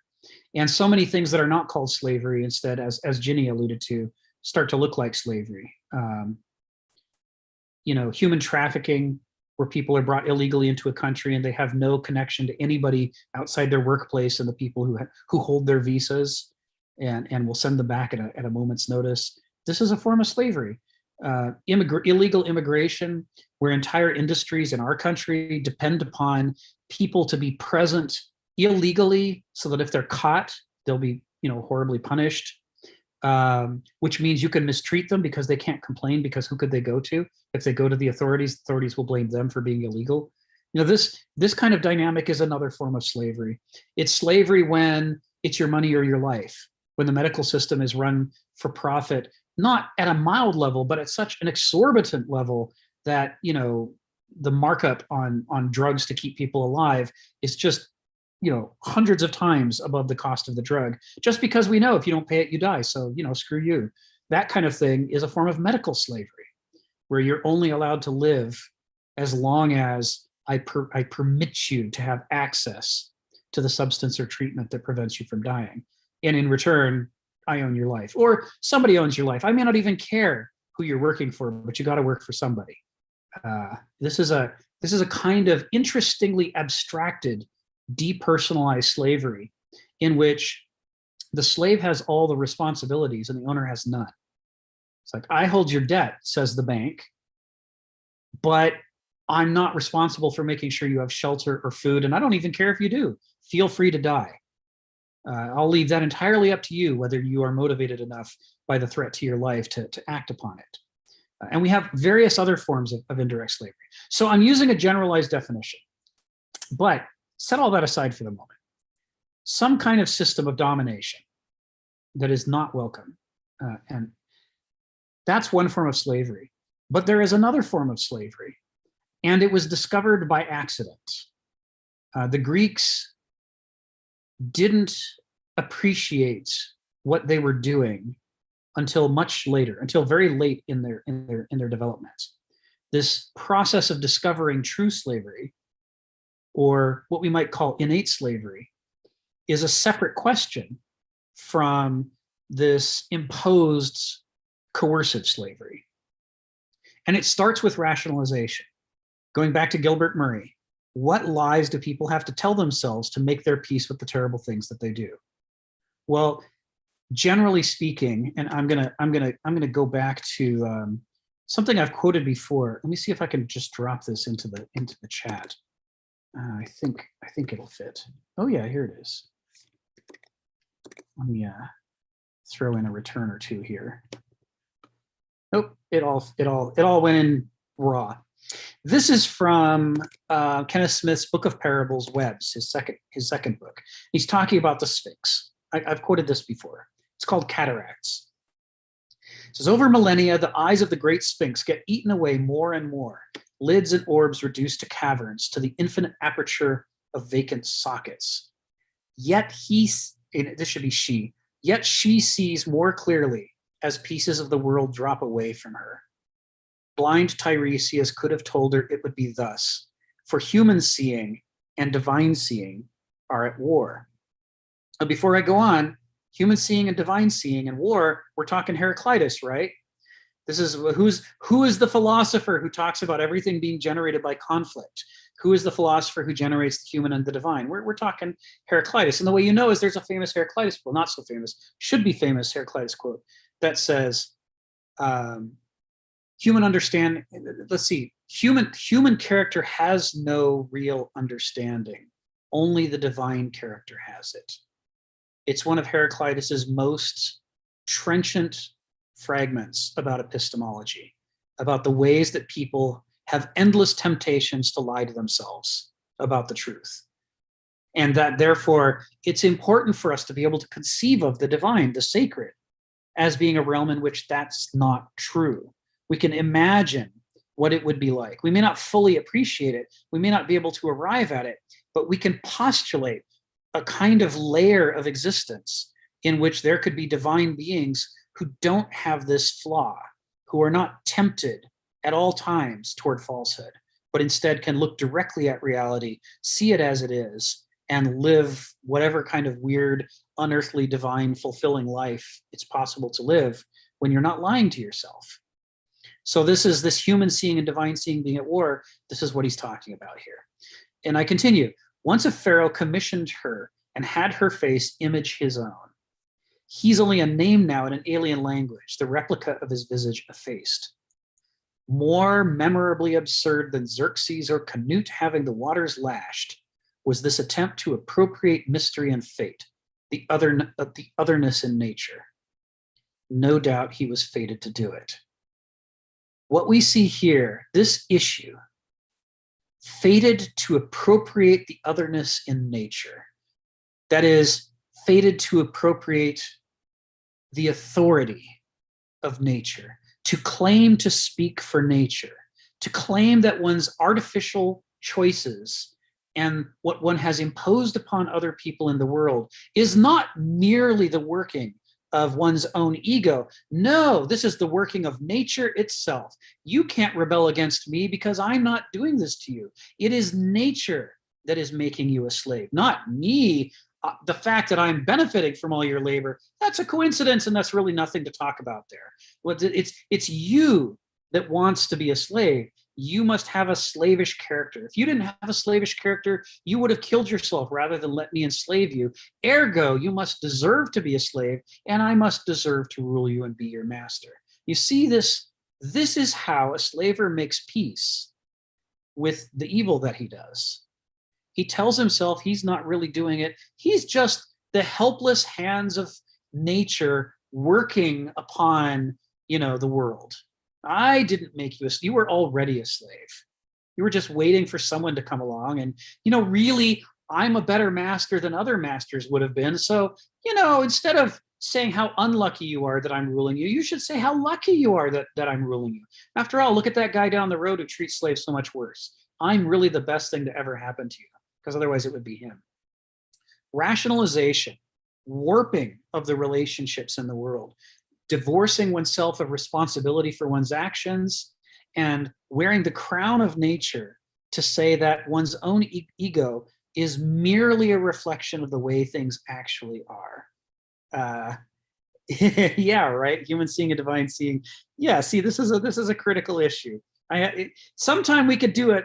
I know you want to, Stephen. One of these sessions we'll do one where we go after secular humanism and atheism. I have, as someone raised in this household, I have plenty to say about the subject, and you can hear it right in the way that I keep bringing up these Heraclitean themes about the limitations of human understanding and justice.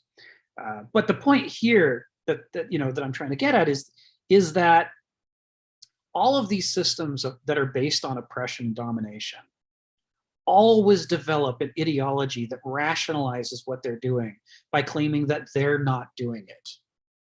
Because if they admitted they were doing it, they'd have to basically fess up to themselves that they're being evil.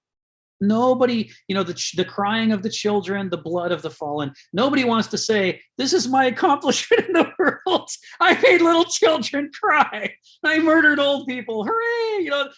It's really hard to build an ideology in which if you face that head on, you feel good about yourself.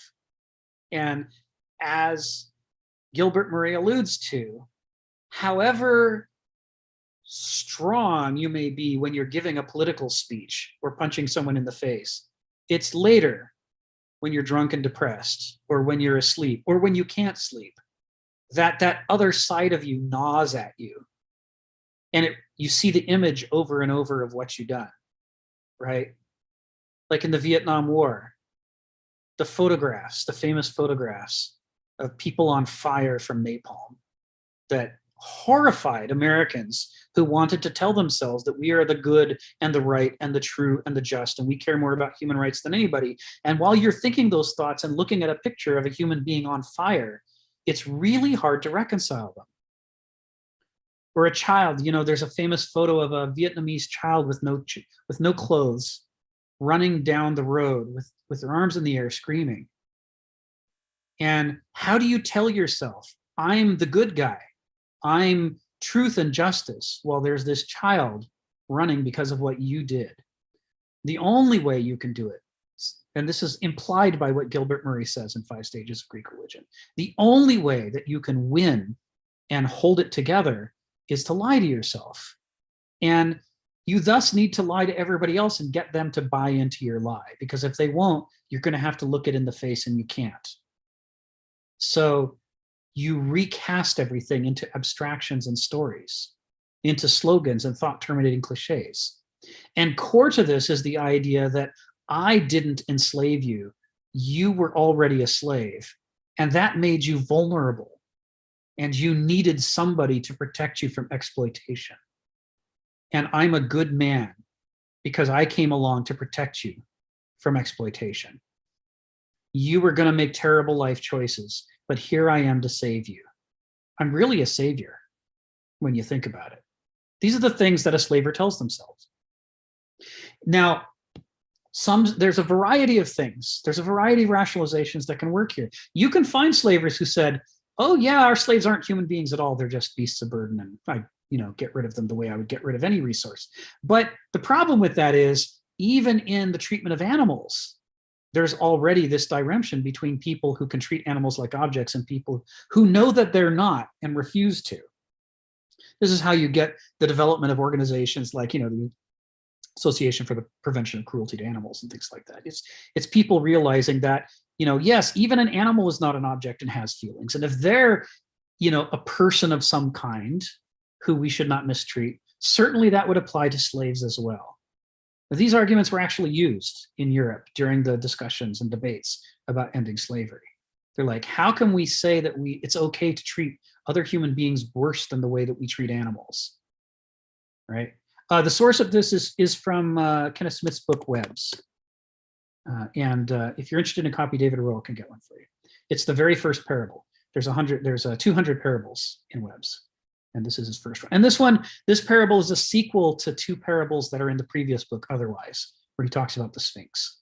2 of my favorites, one of which is Oedipus and the Sphinx, which is one of my favorite things Kenneth Smith's ever written. A debate between Oedipus and the Sphinx. Anyway, so in order for dominant forms like slavery, domination-based forms like slavery, coercive-based forms to persist, in order for them sustainable, they have to be passed along generationally, which means children who have not yet been indoctrinated into the ideology of domination have to have some kind of stories that you can tell them to persuade them that the system isn't evil and that their first act shouldn't be to overthrow the whole thing as soon as they can vote. You got to come up with a way that even the most soft-hearted members of your ruling class are nevertheless able to go along with perpetuating what you've started. And the way you do that is through ideology. Without ideology, it's just not possible. They go hand in hand. The need for ideology is a lot lower. I'm not saying it wasn't present, but it's a lot lower when you yourself are not doing terrible things. The worse the things you're doing in the world, the more ideology you need in order to obscure the injustice of it, in order to get your heart to shut up at night and let you sleep, in order to get your kids to stop asking questions about why you treat your slaves the way you do. You need these stories to paper it all over. But here's what happened to the Greeks. When you develop a sophisticated framework of stories about who deserves to be a slave and who doesn't, you've now created a theory of justice. And that, going back to Stephen's question about what ruler do we have to measure justice, this is what's so fascinating about it. Once you've created a theory of justice that satisfies you and justifies why you own slaves, that ruler can now be wielded by others to measure your behavior. And so any places in which you fall short of your own metrics of what justifies you being in charge and justifies them being slaves can now be used against you. Things that you could have pushed to the side or forgotten about, other people can go, now, wait a minute there, Bob. You said that, the people who are the smartest and wisest deserve to be in charge, but I can't help but notice that this slave is able to do math problems you can't do. And I'm alluding to a very famous slave in US history who could do almost any arithmetic problem in his head with no calculator or assistance, things that none of his owners could do. He's well documented. Who?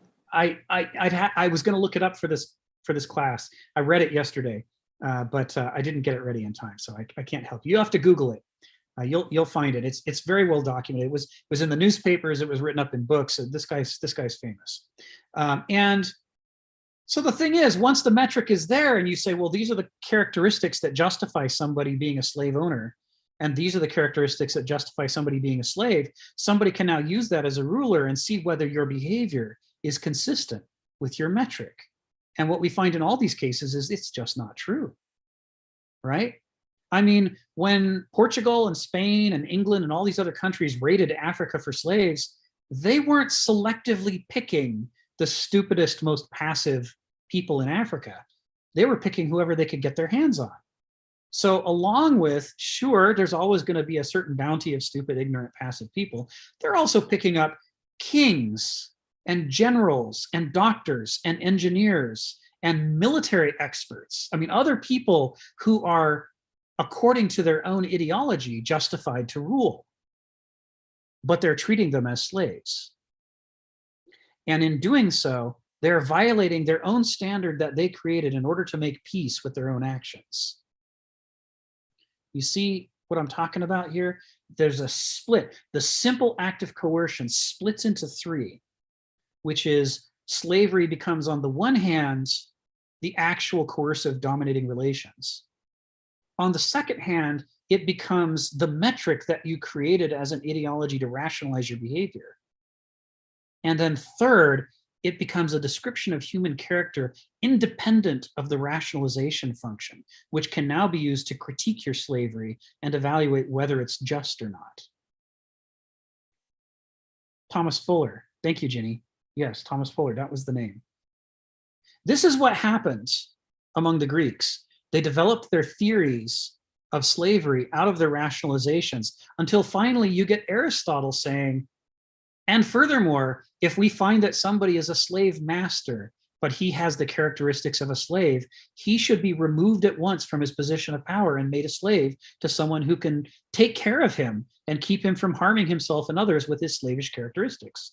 And if someone is held in bondage as a slave, but it turns out they have the characteristics of a free person, they must be liberated immediately because we need their rare talents to help govern our society. Aristotle starts using what was previously a rationalizing ideology as a metric, a description of human character, and proposing radical change to the structure of society. So the very rationalization that slavers created to perpetuate the status quo and protect their investment, through their own actions, turns into the lever that works against them and starts to explain why the system that they've created is unjust. By their own terms, it's unjust and needs to be dismantled. All of this is taking place through the classical era in which we've got all this documentation, in which they're debating it and discussing it and talking about the nature of slavery. It's very interesting. And it goes to Hegel, right? Didn't Hegel say that the nature of the dialectic is not thesis, antithesis, synthesis? It is bud, blossom, and fruit. The blossom develops inevitably out of the bud.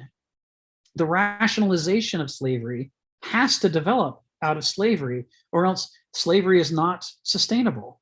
And if the rationalization develops out, it can then be used as a metric that's used to critique slavery and show the delta between the actual relations between human beings and what we said would have been the just relations. And thereby, coming full circle, the rationalization effort, which was attempting to prove that what we're doing is just, now becomes the very effort by which we can demonstrate that it's unjust. And slavery becomes self-defeating, self-critiquing. We're going to explore this a little more deeply in a moment, but we got a lot of hands. So let's do Joseph and then Phil and then Stephen. Go ahead, Joseph. This is pretty interesting. I mean, because this debate that they're having is kind of the basis for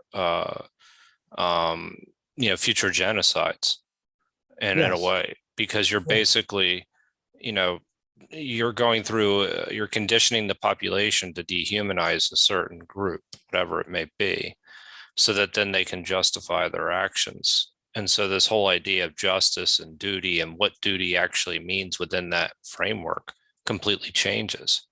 And you can kind of see the roots of it here. Like, this idea of slavery. At first, this idea that somebody is subservient or, and should be, is not worthy of the same things that you are. Right. And so this lack of justice then starts to evolve out of that. And then, but this happens over and over again throughout the centuries as we go forward. But it's interesting to see how these genocides actually, start with this idea of slavery to begin with, in a way, because you're just making someone subhuman, and you're creating a narrative and an approach for them to justify whatever actions they take. So anyway, those are my own comments, because it tends to get worse. That's kind of where I'm starting to go with that. Conversely, actually, I wonder if this idea of applying, I don't know, Jeremy Bentham's approach, that anything that feels pain would be kind of the antidote to some of this stuff. I don't know. Oh, Buddhism, right? That's one of the core arguments of Buddhism. That Right. awareness of others' pain can, lead us to become better people. Right. And yeah, exactly. Anyway, Yeah. that's just some random thoughts. Thanks, Joseph. Yeah, it's really interesting how this dialectic works. The fundamental error of all forms of domination is the belief in a status quo, that you can create a status quo that will make you rich, and then it can just stay that way. You confuse a stage of development for some kind of eternal momentum. And, when that doesn't work out, they start supplementing it with, well, I guess we need police forces and militias who can round up the strays and force the system back into shape. But of course, as we know from history, that didn't work in US history either. It just exacerbated things.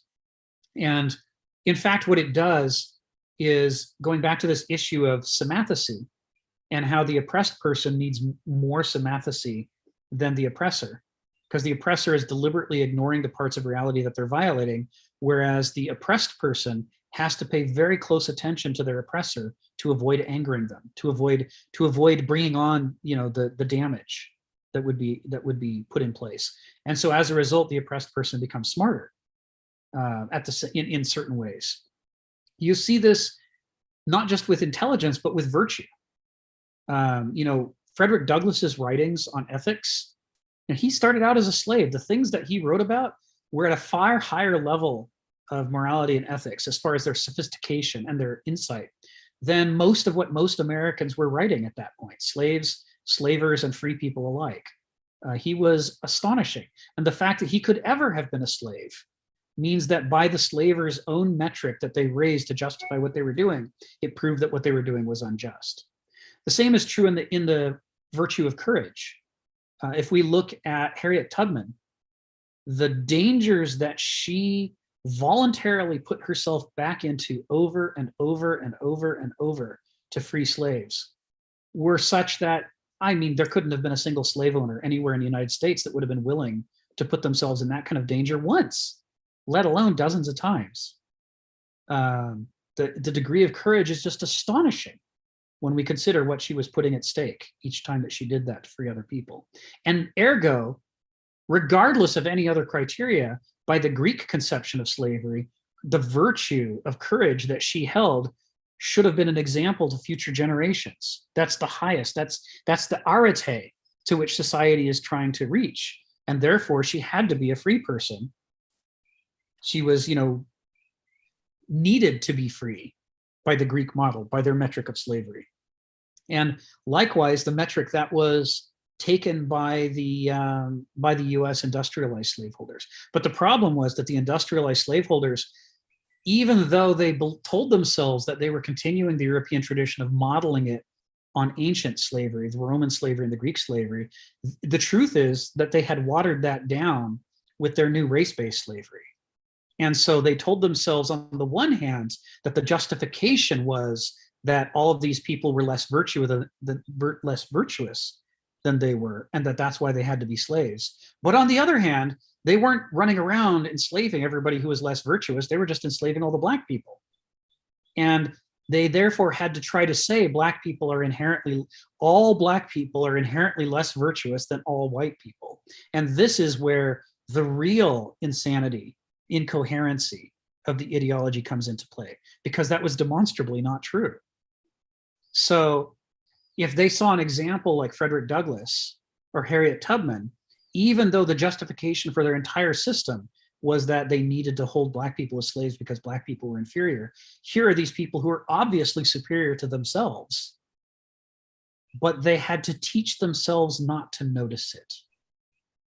They had to tell themselves, oh, that didn't really happen. They weren't really brave. They were just stupid. Or, oh, it was just some kind of animal cunning or need that drove them, not actual human bravery, not actual insight or wisdom. And that can't be any of those things, because if it were, it would mean that they were the wrongdoers and they needed to dismantle their own system, and they couldn't bring themselves to do it. This goes back to what, Phil and others have been saying. You get into the schema where the thing that benefited you also has its downsides, but now you can't voluntarily get out of it because you're trapped in a system of relations. There's too much at stake. And so you begin compromising on your own metric that told you why you were justified to do it in the first place. And the more you compromise it, the more reason there is why your system ought to be dismantled. Yeah, go ahead and come off mute. Yeah, I mean, that's kind of what dogmatic beliefs actually does. You start to get in, you start to believe in, I don't know, some philosophy of life, if you want to call it maybe a religion that's dogmatic.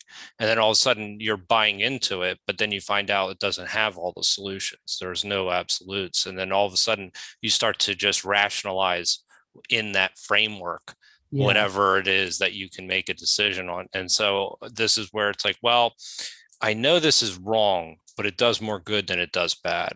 Right. And that's where this idea of justice becomes, it's not justice anymore. It's more a form of just I don't know, cost benefit, as Phil had said a little bit earlier. And so I think that's an interesting part to how this all, this happens with even trying to get ourselves to even reimagine things like capitalism or something like that. And, you get sucked into this system and you're like, oh, well, how are we going to, I don't know, just reimagine how this is actually even going to work, that some fundamental principles may be wrong or some of the goals within it may be wrong. Right. And that's hard because once somebody, on the flip side, once you start questioning yourself for that, you start questioning yourself for everything else. So that's another, it's very scary. Feel the abyss yawning at your feet, right? Exactly. So yeah, no, that's good stuff. Thank you. Yeah, thank you. Yeah, this thing where people get stuck and they're offered a choice. Reality offers them a choice. I see that I'm wrong or unjust or in some other way falling short of my aspirations. I can either realize that my rationalizations are not true and that everything I've invested myself in is wrong and I should start over. Or I can see if I can twist my brain and my feelings into a knot that makes the problem go away. I create a little circular argument, create some thought-terminating cliches, and suddenly the problem has vanished. And what people tell themselves is the way that rationalization works, and of course this is central to slavery, right? And to the ideologies. The way rationalization works is you tell yourself that if it were really true that you were doing the wrong thing, it would be impossible to rationalize. The fact that you rationalized it, you take as evidence from the real world that it must not actually be that bad.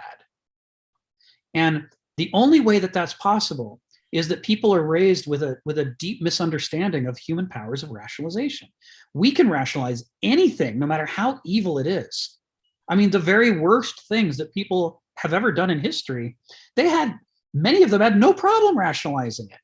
It's like they're misunderstanding the nature of rationalization. What they should be saying is the fact that I was able to rationalize this thing I know is wrong makes it doubly worse, because now not only is that system worse, but I can't be trusted as an evaluator of systems because evidently I can rationalize this evil thing. What the hell is wrong with me? But that's like even scarier. So the last thing they want to do is take the rationalization as evidence of what it really means. So instead they take it as a Band-Aid and apply it to the evil system and say, I guess the evil system is actually a good system and I should just keep doing what I'm doing. And that action is the violation of semathesy, in which they are receiving information about the real world and then suppressing it. And in that suppression, they are becoming less alive mentally, where life is defined as this learning relationship with the world. And the less alive they are, the more their system stops being able to adapt to reality and starts becoming an object that's governed not by the laws of life, but by the laws of entropy. It begins to become brittle and break down because the suppression of semathesy has made it an object rather than a living system. This is how things that start out as living systems with enormous amounts of vitality, like the medieval Christianity that was able to overthrow the entire seemingly boundless power of Rome, was able to cast it aside and replace it with itself. That's an enormous amount of creative energy. The semathesy of those early Christians, and I mean, not the really early Christians, they were even more sympathetic. We're talking about the ones who are replacing the Roman ancient system with the new medievalism. They still had an enormous, almost boundless amount of semathesy. They were very aware of the strengths and weaknesses of the ancient order, and they were just really good at what they were doing. But once they were in charge, the more it went along and they began to see problems with their rationalizations, the more they did exactly what you're describing. They had to rationalize things. In rationalizing things, they began suppressing the input from the world. And now the semathesy that previously was their genius that allowed them to overthrow the old ossified Roman order, they begin pruning it point by point to eliminate points of cognitive dissonance until finally they don't have any semathesy at all. And now they're going on sheer momentum and brute force. And no system can survive like that. And eventually the medieval order, ergo, collapses itself. This is the interesting nuance of the relationship between individual perception and culture and history that's implied by Hegel, but he doesn't fully bring it to bear. Let's see, I guess Phil then Stephen. Go ahead, Phil. Thank you. Yeah, it seems to me that human beings exist in a paradox. I'll try to explain that in this sense. In other words, the defining character of human being is that he is at least semi-intelligent. Okay, let's not say intelligent. And it seems to me that intelligence is not complete, but nonetheless, he exists in that he has to make certain judgments.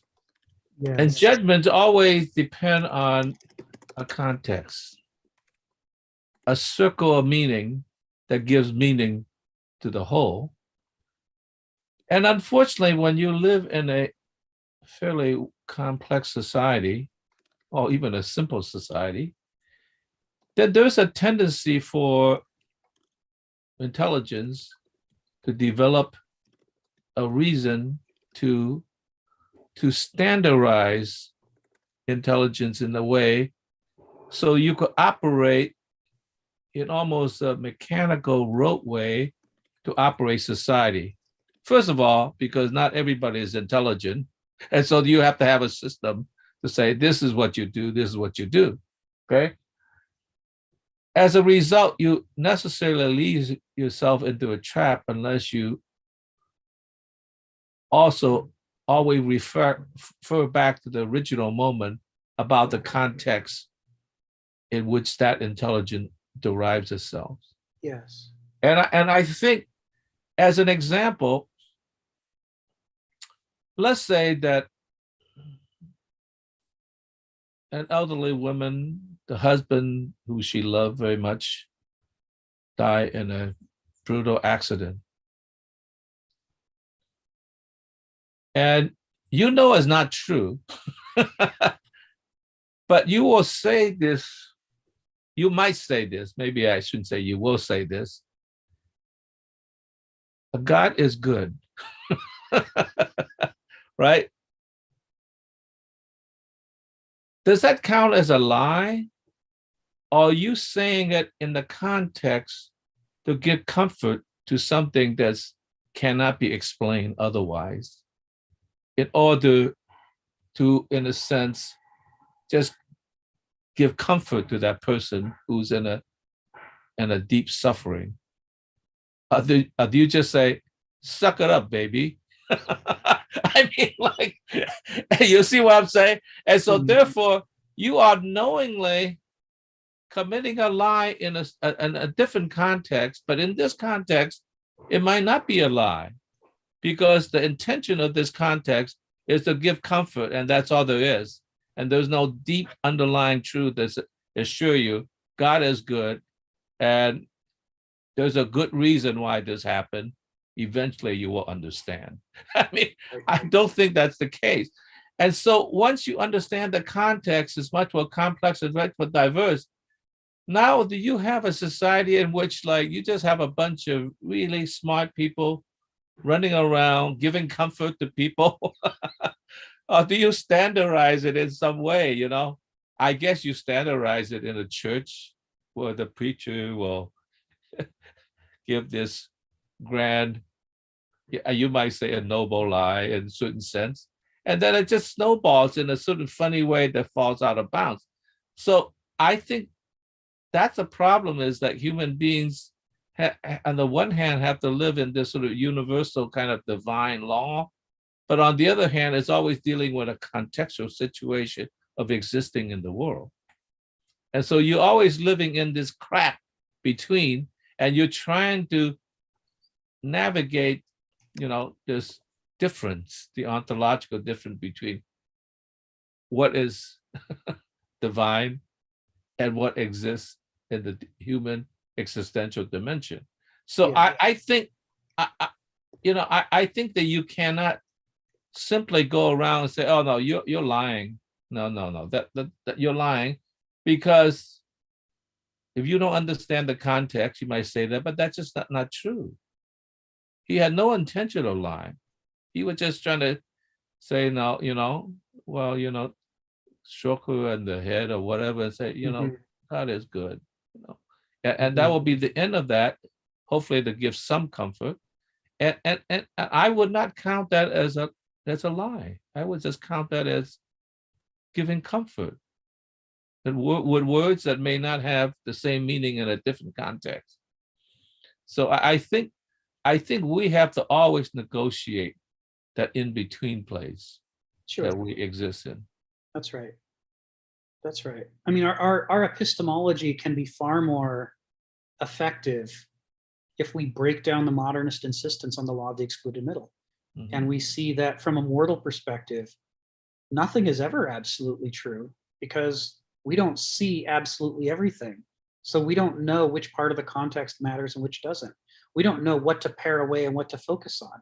So even if we say E equals MC squared, we say that's an absolute truth, it can be a lie when what somebody needs is a comfort because they just lost their grandma, and you're trying to tell them to stop being emotional and to just focus on facts. You are lying, because the reality of the situation is this profound human experience that you're trying to suppress in order to comfort yourself and your attachment to being an intellectual who's nervous around feelings. There's a deception even in the use of the truth.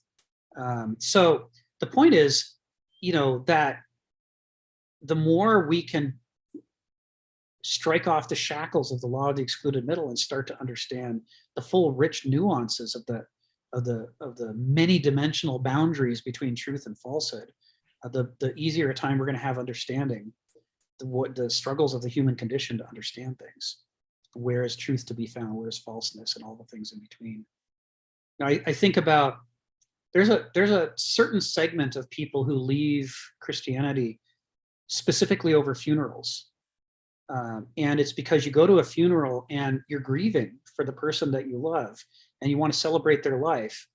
And there is a certain segment of preachers, they're a subset, but they're very vocal, who use the funeral as a recruiting opportunity. They don't really know or care about your lost loved one. They care about their ideology, and not even the religion per se, but their specific formulation of why is God good. And they'll start haranguing you about how you shouldn't be crying because they've gone to a better place. How dare you feel grief? Who are you to question God's plan? And if you don't think this happens, I've literally been to these funerals. And it is enraging, because the power of your grief needs an outlet, and that person is blocking it, so it turns onto them, and by extension onto their religion. You can read testimonials by atheists who that is exactly how they became an atheist. It was one kind of heartless funeral too many, in which people told them to stop grieving and, don't question God's plan. And they said, well, if God doesn't care about my grief and my love for the person who's gone, then I don't care about God. It's a really simple piece of emotional alchemy, and that's why it happens a certain percentage of the time. Now, one could well argue that what you're seeing here is not an authentic form of Christianity, but you're seeing some of the kind of modernist ideological forms that for whom no opportunity must be wasted to raise money by raising people who will give donations. You see these mega churches that are all about the economics of, I need to make as much money as possible. So for that kind of a preacher who's, this kind of, maybe Paul would have called them an antichrist rather than a Christian, but for that kind of preacher, they can't possibly offer sympathy for the dead, not that's genuine, because for them, the great panic is, I can't waste this opportunity to recruit more people who will come and give my church money. And maybe I can make my church better than Bob's church, which I've been envying for the last 5 years. I can get more microphones and more speakers and bigger projection systems. And, this is one of the ways in which, as much as it's anathema to admit, modernist forms of Christianity are not the same as medievalist forms of Christianity, which are not the same as the original forms of Christianity. Modernist forms of Christianity exist in a matrix of money in the marketplace, in which if they don't attend to the money, they won't continue to exist. And that creates enormous distortions in religion.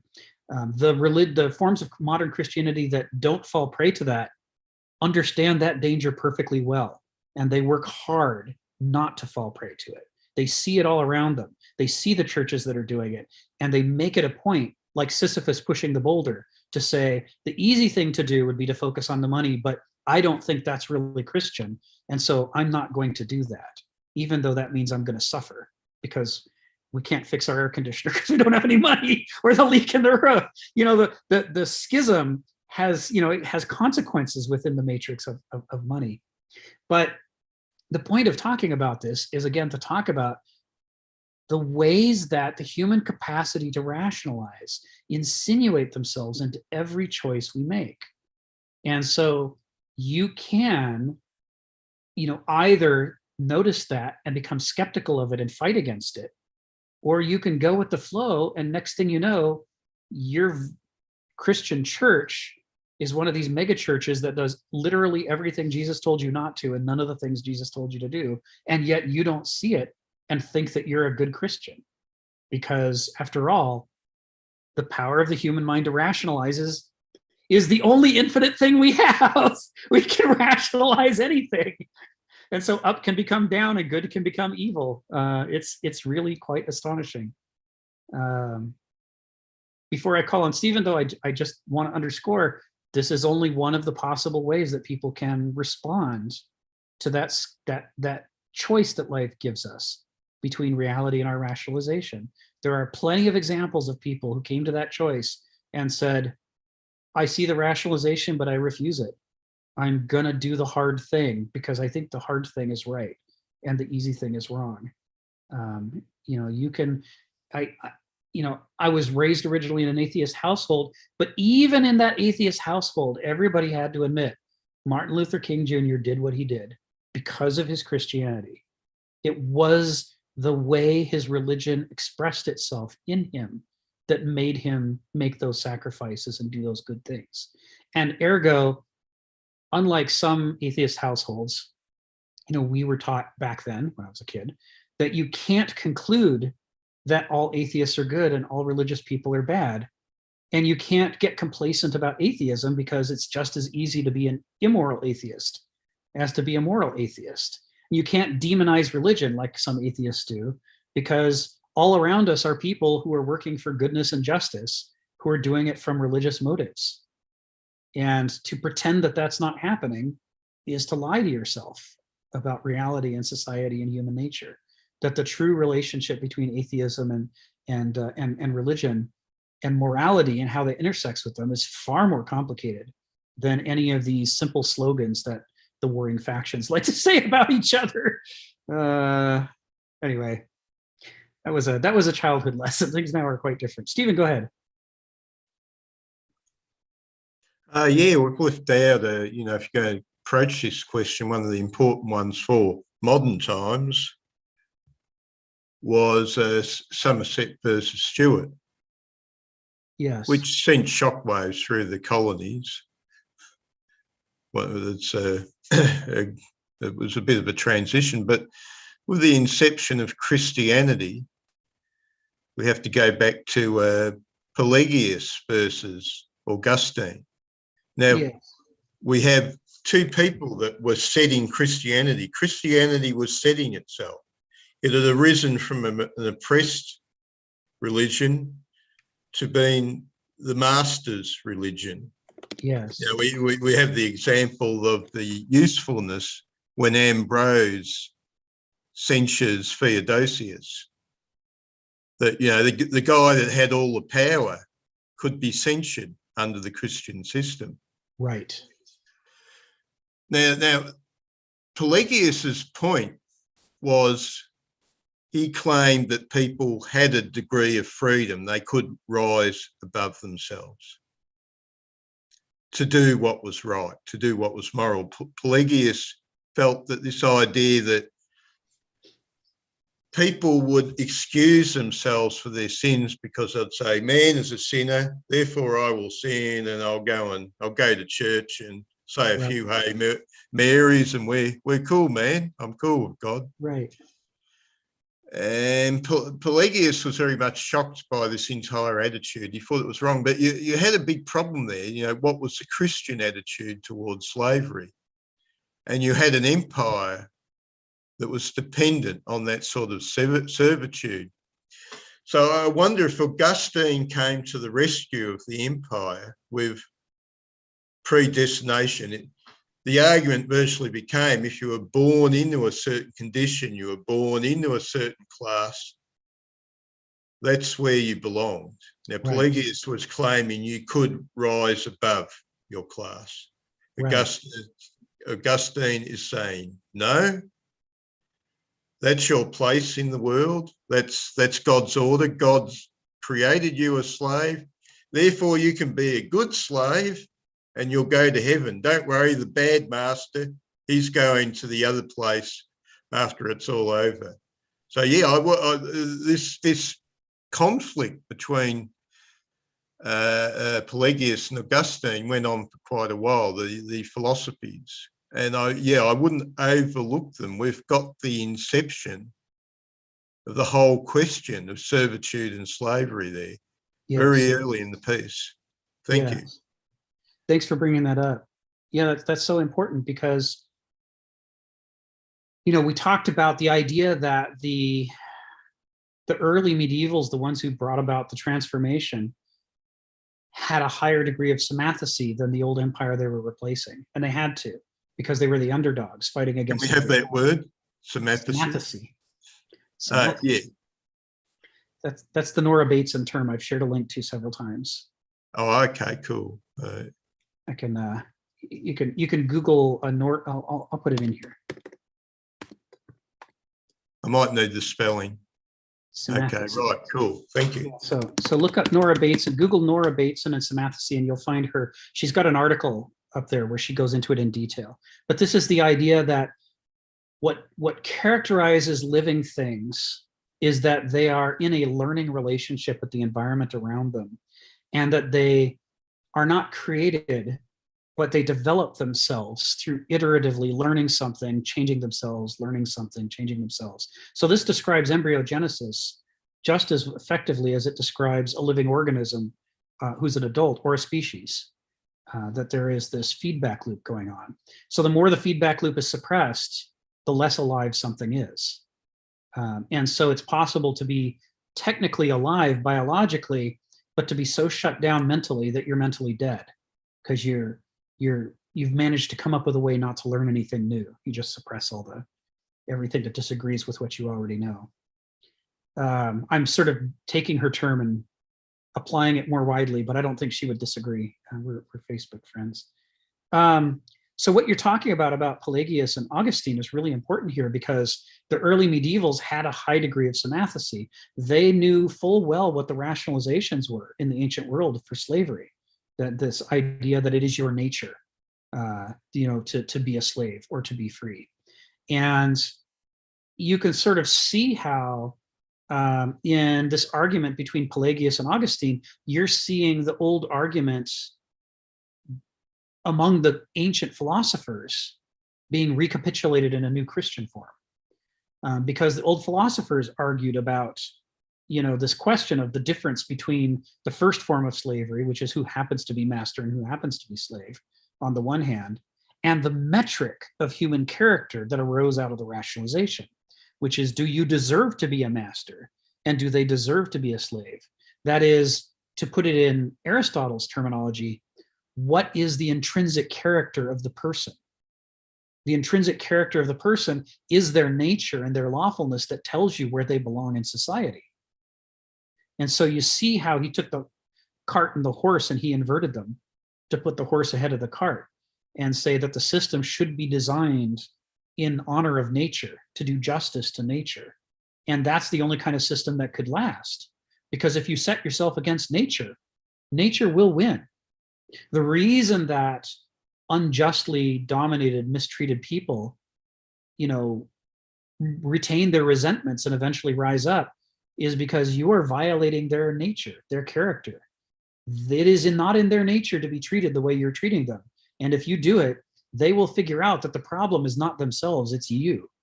And they'll come for you because that's the only way that they can correct the otherwise intolerable imbalance. So, here's Aristotle debating other philosophers on slavery, and he's taking the Pelagius position, the position that Pelagius would later take, and is saying that, if it is not in somebody's character to be a slave, then it is wrong for them to be so, and they should change positions. And what Augustine is wrestling with is the idea of an all-knowing, all-powerful, all-good God who made the world. So if it's wrong for you to be a slave, how do you reconcile that with God being all good? And he was more concerned with protecting, he was trying to address the problem of evil, right, in this question, whereas Pelagius was trying to address the issue of human nature and human character. This was a struggle that the early medievals had because they grew up within the ancient matrix of understanding the importance of nature. And yet they were trying to overthrow the old society. And so they were sort of, what the debate between Pelagius and Augustine almost certainly started out as individual debates within themselves, wrestling with this, how do you reconcile the all-good, all-powerful, all-knowing God with a world in which people are not justly in the positions that they belong in? How can these be reconciled with each other? And Pelagius opts for the let's change the world argument, and Augustine argues for the God must have done it right argument. And this comes into play later when slavery stops being the norm in Europe, when they switch to the more feudal system with serfs, where there's more serfs than slaves. There's still some slaves, but they decrease in number. As we know from the Domesday Book in England, we get counts, and we see there are fewer slaves. There's a lot more serfs and free people. And what we see is that the medieval orthodoxy settles on an Augustinian position of saying serfs must stay serfs. The people who labor must labor, the people who fight must fight, and the people who pray must pray. The society falls into these three divisions, and God ordained it thus. And this is how we get as just a world as we can in order to fulfill, God's plan. But as we know from looking at the history of the ancients, anytime you do that, anytime you bake into place the status quo, you suppress symathecy and you create brittle relationships. You get people who are obviously not fit to rule, but they just happen to be in that position. Or people who are obviously not fit to labor, but they have other gifts that are being suppressed, but they just happen to be in that position. And a living system, a vital system, will relocate those people to where they're needed. But an ossifying system will insist that things stay the way that they are because we have this literal-minded version of God in which we think that God's relationship to justice is he got it all right the first time, and that we don't therefore have any responsibilities to create change. In this way, you sort of see the beginning of the suppression of Aristoi that's going to become one of the defining characteristics of modernism, where we attempt to eliminate the form of character that's particularly good at noticing mismatches between systems and their rationalizations. Aristoi are a divisive influence because of that. They're inclined to say, well, I think we should change everything because what we're doing right here is wrong. And that gets in the way of people who have established power, which is why, in the medieval era, we would from time to time burn them at a stake. And in the modern era, we attempt to educate them out of existence and reduce everybody down to the flat land of the two the two basal character types. So, all right. So pulling this back around, and thank you, Stephen. That what you brought up just adds a lot of richness to this discussion. It's really important. So this is part of where we get into trouble. Now we've got at least 3 different forms of slavery, and they're clearly distinguishable from each other when we look at them clearly. But we're using the same word for all 3 of them, slavery. And in doing so, we're making it extremely hard to talk about the difference between, to use our reductionistic language, the difference between slavery and slavery and slavery. I mean, even the sentence I just said is gibberish. How can these be 3 different things when I just use the same word for all 3 of them? But it's because English isn't really giving us the basal terminology. Sure, I could build up a bunch of sentences and paragraphs to distinguish them, but I want to be able to compare and contrast them and have discussions about them. And in order to do that, I can't be inserting a whole paragraph every time I need a noun. It's just, that's unwieldy. And so what we tend to do is just shy away from the subject because it's not easy to think about. It's not easy to talk about. And as a result, we remain very confused about what it is that we object to and what we're in favor of. You know, if Kenneth Smith says he's talking about people's natural slavishness, which he talks about a lot, it sounds like he agrees with the ideology that was created to rationalize this form of human domination, because we're using the same words for all 3 things, when actually he's critiquing the form of human domination and the ideology by using the metric of the 3rd form of slavery, which is slavery as a character type rather than slavery as an ideology or slavery as a condition within society. You see the problem that I'm kind of trying to talk about here? So, you know, it's part of why I led this off by putting the link to Hannah Arendt's The Human Condition. Hannah Arendt, in that book, describes the ancient model of society as broken up into 3 domains. The oikos is the household, which is the domain of labor. And this is the domain of the human animal, in which the human animal has needs and they need to be met. And we meet them in the household. In the household, we don't just mean a physical house. We also mean the farm and the orchards and the fields, the whole household, the whole domain that's required for sufficiency. And in ancient Greece, in general, the oikos was self-sufficient. You know, we had the sheep to make the cloth to clothe ourselves with. We had the orchards and fields to create the food to feed ourselves with. We had the other livestock to feed ourselves with. We had the reeds to make baskets from. We had the clay that we could use to make pots. Everything that you need for the basics to exist as a human animal was available in the oikos. This was considered the lowest form of existence for a human being. Human as beast, human as animal. And it was considered to be the domain of slaves. This is the domain in which slaves, this was, according to the Greeks, this was their rightful domain. And in saying this, the Greeks are conflating the 3 different kinds of slavery, kind of equating them to each other. They're saying the reason why slaves labor in the oikos is because they have rationalized that if you're a slave, it must be because you have a slavish personality. And a slavish personality is not suitable for doing politics and governance, nor for doing high craft skills and negotiation and economics. And ergo, by default, the only realm in which you can be successful if you have the psychology of a slave is the domain of labor, where you work with your body, right? You labor with your body, and the reason you labor with your body is obvious to you. I do this labor so I can eat. I do this labor so I can be clothed, so I can have shelter. There's an easy to understand connection between the work that's expended and the reward that comes at the other side of it. This was their model for the slavish mind that they created as a rationalization for the slave relation that they created. The second realm is the realm of the agora. That's the marketplace. And that's the domain of work. And with work, your mind has to be involved. It's not enough to just labor. You need to be a thinker. You might be a craftsman, a carpenter, a sculptor, a mason. You might be someone who carves highly realistic statues for temples. You might be a trader who has to memorize trade routes and learn the weather and the tides and who you can negotiate with and who you can't. It is a very intellectually demanding form of work, a form of activity, of human activity. And there's wealth to be generated by doing this. It was important to the Greeks. The Greeks were a trading people. But, and so many people they believed, according to their schematology, would not be suitable for work in the agora.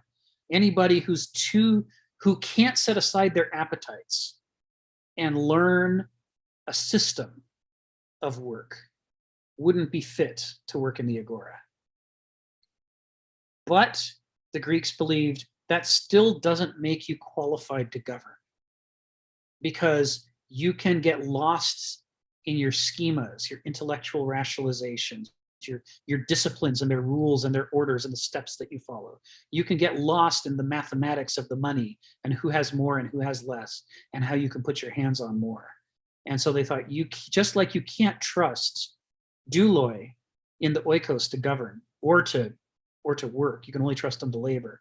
In the same way, you can't trust banausoi to govern, because they're too focused either on their schemas or on getting ahead. So they believed that there was the third realm, and here I think she's using Roman instead of Latin instead of Greek.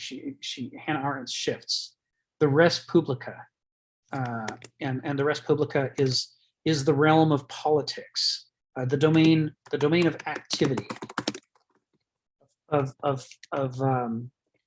form over matter, if you will, the polis. And the belief was that in order to be competent to engage not just in labor or work, but in actual activity where you shape the society, you had to be able to overcome your attachment to your animal needs and experiences, your naive gnosis, what Hegel calls begriff, and you had to be capable of overcoming your attachment to ideas and ideologies and systems and training and hierarchies and greed. The domain of noesis, which in its naive form is what Hegel refers to as Verstand. Says people whose lives are dominated by begriff and Verstand, to translate between Arendt, Smith, Hegel, and the Greeks and Romans, are not competent to govern, because there are too many forks in the road where reality and rationalization split from each other. And someone who's only fit for the oikos or only fit for the agora will always take the rationalization because it pleases them. It's a placida. Only the people who can suppress that drive, those twin drives in themselves, who can overcome both traps, both horns of the dilemma, those are the only people who could be competent to govern. This is the schema that they designed. And Hannah Arendt does a very good job of explaining this in The Human Condition. And it's free. You guys should grab it and read it if you haven't already. It's just, she has a very calm, clear, straightforward way of explaining all this, the three domains. And from this, Kenneth Smith combined this with Hegel and with the Greeks and with Kierkegaard and Nietzsche and Marx and others, and with what he learned from sociology, to conclude that there are the three character types that correspond to these. The three character types are between the three mental activities, the mental faculties that Hegel talks about, and the three domains of society that Hannah Arendt talks about. They're the glue that connects them. The kind of character that is fit for the domain of labor is the one that is immersed in naive gnosis, in begriff. And thus you get the doulos. And the kind of character that is fit for the domain of work, because it is immersed in naive noesis, in what Hegel calls Verstand, that's the banausos. And then finally, the character type that is fit for the domain of activity, for governance in the polis, because it uses the sophisticated adult form the adult faculty that combines gnosis and noesis into Vernunft. That's the Aristos. And this is where Kenneth Smith gets his 3 types from. Right? He's combining Hegel and Arendt and Nietzsche and the others in order to connect the dots and show how it all holds together. So when we talk about, when Kenneth Smith talks about slavish personalities, he's never engaging in slavery 2 or slavery 1, ever. He's never saying that he agrees with the Southern US slaveholders that it was right to enslave Black people because Black people by nature are inferior and they need to be governed. He's never agreeing with that. He's saying that the metric that Aristotle and others developed out of their rationalizations actually discovered something about human nature. And part of the crisis of Greece is that it didn't correspond to the actual human relations that they had set up. They had slaves who should have been masters. They had masters who should have been slaves. The relationships among the 3 were confused. They didn't have a clear understanding of Banausoi, thus the rise of sophistry and the tearing apart of everything that made the Greek society hold together and the dissolution into civil wars. They didn't fully understand what they were doing, as in so many other aspects of the classical Greeks. But nevertheless, what they were doing was hitting upon something incredibly important about people, which is that we do have these twin traps of the mind that we're born into, as Hegel argues, and that most people, unless their culture helps them to escape those traps, fall prey to one or the other of those traps, and thereby they become a slave. They become a doulos, or the other kind of slave. They become a banausos. And in so doing, they make themselves unfit for governance. Or it turns out that they're unfit for governance. What's interesting about this, it's extremely uncomfortable to talk about this because in modernity, issues of social justice are almost always tied up with issues of equality. The 2 campaigns, the campaign to say that we're all equal, is almost always used as the rationalization for why we should deal with one another justly. And we think that that's natural and inevitable, that it should be true. But let's take a look at the unfortunate side of that equation. What we're essentially saying is what the Athenians said to the Melians. If you are not our equals, we don't need to deal justly with you. Right? I mean, that's right there in our syllogism. We have to treat each other justly because we're equal. Ergo, if we're not equal, we don't have to treat each other justly. So should science discover that there are different types of human character, then we would believe that that justifies us in mistreating the people we think of as beneath us. Our notion of civil rights and justice is thus a house of cards that could turn on a dime into horrific forms of oppression. The moment that we sniff out that somebody might not be our equal, we think, oh, great, then we should oppress you. Now, we may not tell ourselves that that's what we're doing. We will have fabulous rationalizations. Oh, yes, the claim that they had no souls. Thank you, Stephen. Yeah, that's a critical one. So we have an endless variety of rationalizations to convince ourselves that this equation of equality and justice is not actually a great danger for the future. We have easy ways to tell ourselves, oh, we would never treat somebody badly and unjustly just because they're different from us. We honor diversity. But the problem is when we say we honor diversity in one breath, in the very next breath we say, and we're all equal, which means we're not really fully willing to acknowledge that diversity. Because what if the nature of the diversity is that we're not in fact equal? What if some people are smarter than other people? What if some people are kinder or juster than other people? Right? There's a whole range of things that in our common sense experience, growing up in school or wherever, it is painfully obvious that some people are not as smart, some people are not as kind, right? There are ruthless people, there are con artists, there are liars. There's all around us, we're surrounded by people who are obviously characterologically different. The claim that the reason we should be kind to each other is because we're equal is self-refuting by our own experience of life. which means we don't actually have a solid framework for human rights, because our framework for human rights is based on a lie. The question for moderns isn't, would you be just to other people if they were as powerful as you are and you could not impose yourselves on them, as with the Athenians and the Melians?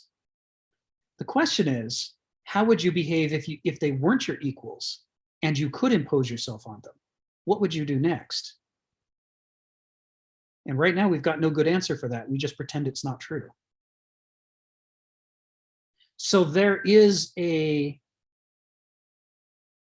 unspoken, unacknowledged readiness to engage in forms of oppression and domination that's built into the modernism, and its very architecture of who deserves justice and who doesn't. So what is Juneteenth about exactly in this framework? It becomes complicated to say, because on the one hand, we claim that we ended slavery then. But on the other hand, Reconstruction in the United States, I don't know, Stephen, how much in Australia they teach about US history, but in the US, there's whole bunches of US history we don't teach.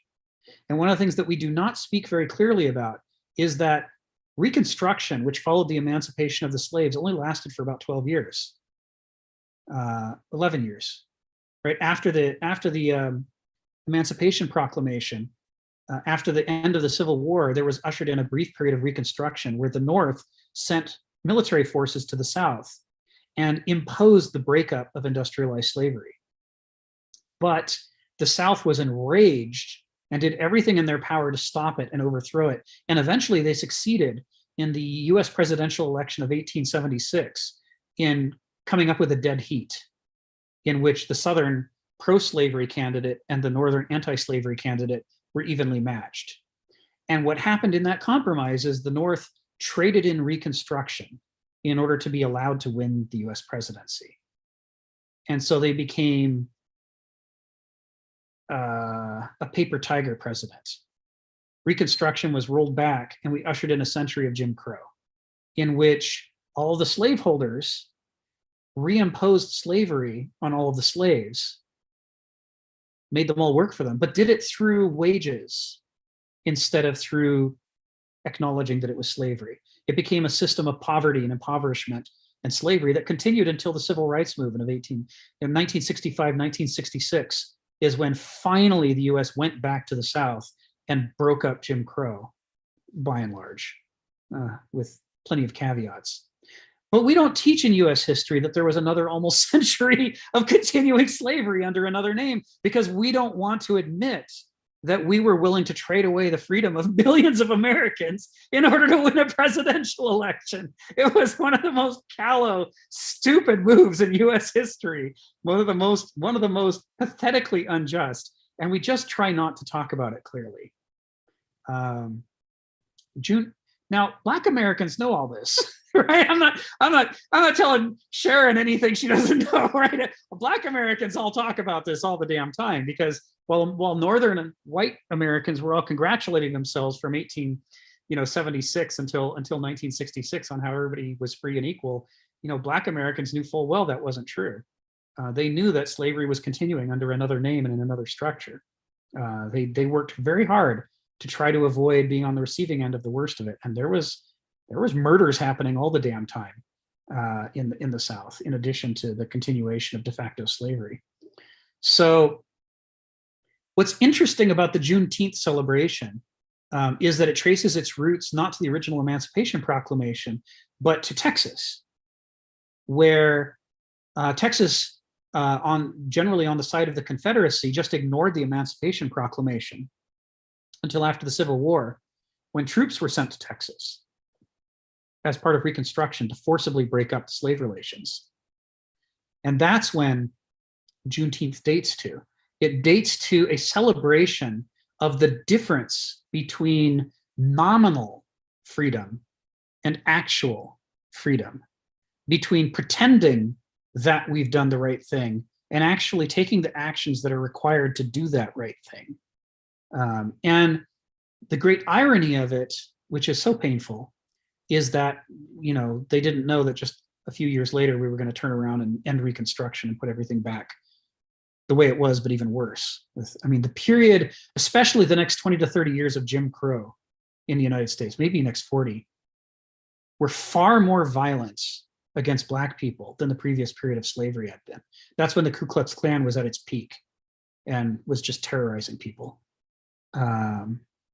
But in some ways, that actually only underscores the core lesson of Juneteenth, which is that the difference between claiming freedom and having freedom, the difference between claiming that you freed slaves and actually freeing slaves, the difference between noesis and gnosis is central to questions of justice. It can't just be formally or logically or officially true that you don't have slaves. It must be actually naturally true that you don't have slaves. And that's when the line between slavery and freedom begins to become real. I'm going to power. We're at the last, coming up on the last 10 minutes. Obviously, there's huge amounts more that could be said about this, but just read Hannah Arendt. And we'll use all of this going forward when we go back to Millennia and Microcosm, because he talks about slavishness all the damn time. And so a lot of his focus in his philosophy is on what are the ways in which people enslave themselves. This is using the third definition of slavery, the character type, the character structure. How do Douloy and Benoussoy fool themselves and trap themselves and become slaves of their appetites and their ideologies? How does that work? And those of us who might have a chance to escape from that some of the time, how do we recognize it in ourselves that we're doing that we're falling prey to it? So we learn to be skeptical about our own motives and about our own beliefs and ideologies. So I'll break here for questions, comments, or concerns to wrap up today's class.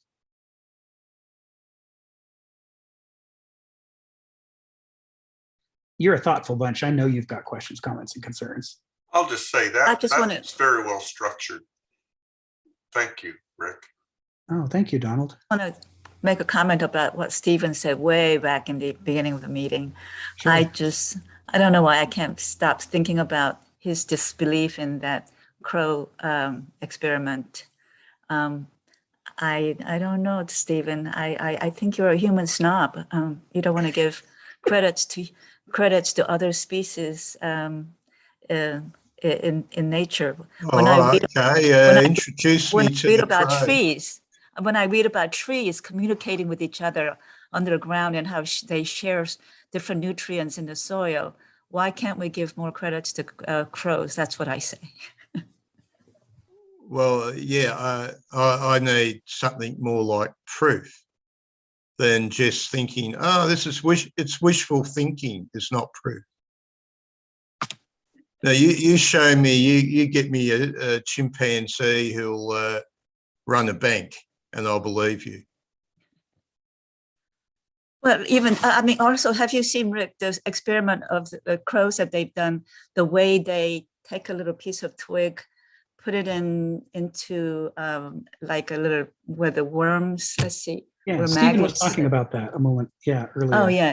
You mentioned that experiment too.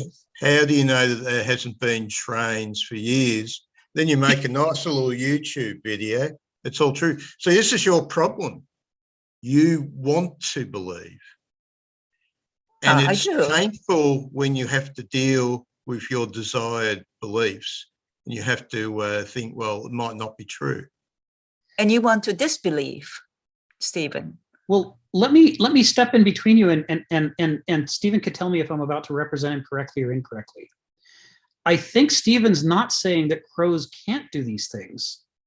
I think he's saying that we have not proven that they can, but that we are satisfied not having proven it because we like the picture of the world it paints, if it's true. And an example, I'm willing to agree with Stephen that if I were called upon right now to say, what was the name of the experimenters who ran the experiment? What controls did they impose on the experiment to make sure that it was scientifically valid? I can't answer that question. He's right that it might not have been a legitimate experiment because I can't actually produce the information to demonstrate that it was.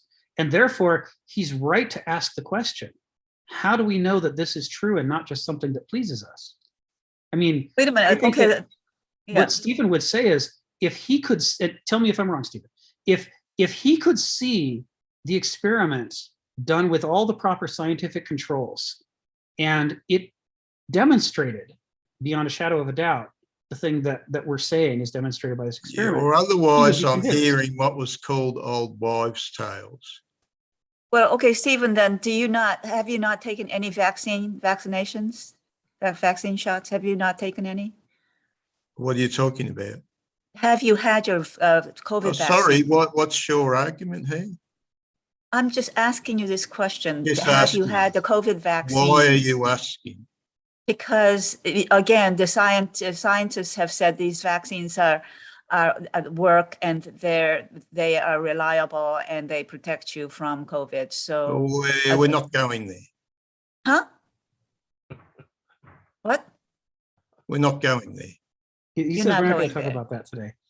Oh, okay. Because I'm just talking about science, scientific research, and based on scientific research, people are, getting vaccinated. Well, Rick's already told you about that. With rationalising, you can justify anything.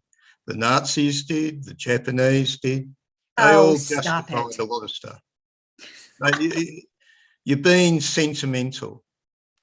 I'm being sentimental. Okay. I tell you what, let's to resolve this one for today. Between now and next week, I'm going to go do the research that I should have done, Stephen. I agree with you about that experiment with the crows and the Nixon masks, and I'll find out everything I can about who were the experimenters, what were the control conditions, and we can talk about it and see whether we agree that it does not satisfy or does satisfy the requirements for a proper scientific test. Because if it doesn't, then I'm with Stephen. But if it does, then I'm with Ginny. Does that sound fair? Sounds fair. Well, I'm simply being skeptical. Yeah, exactly. There is so much stuff out there. So let's dig further. When I hear people making these claims because I've seen a YouTube video, I mean, I'll start believing von Däniken next.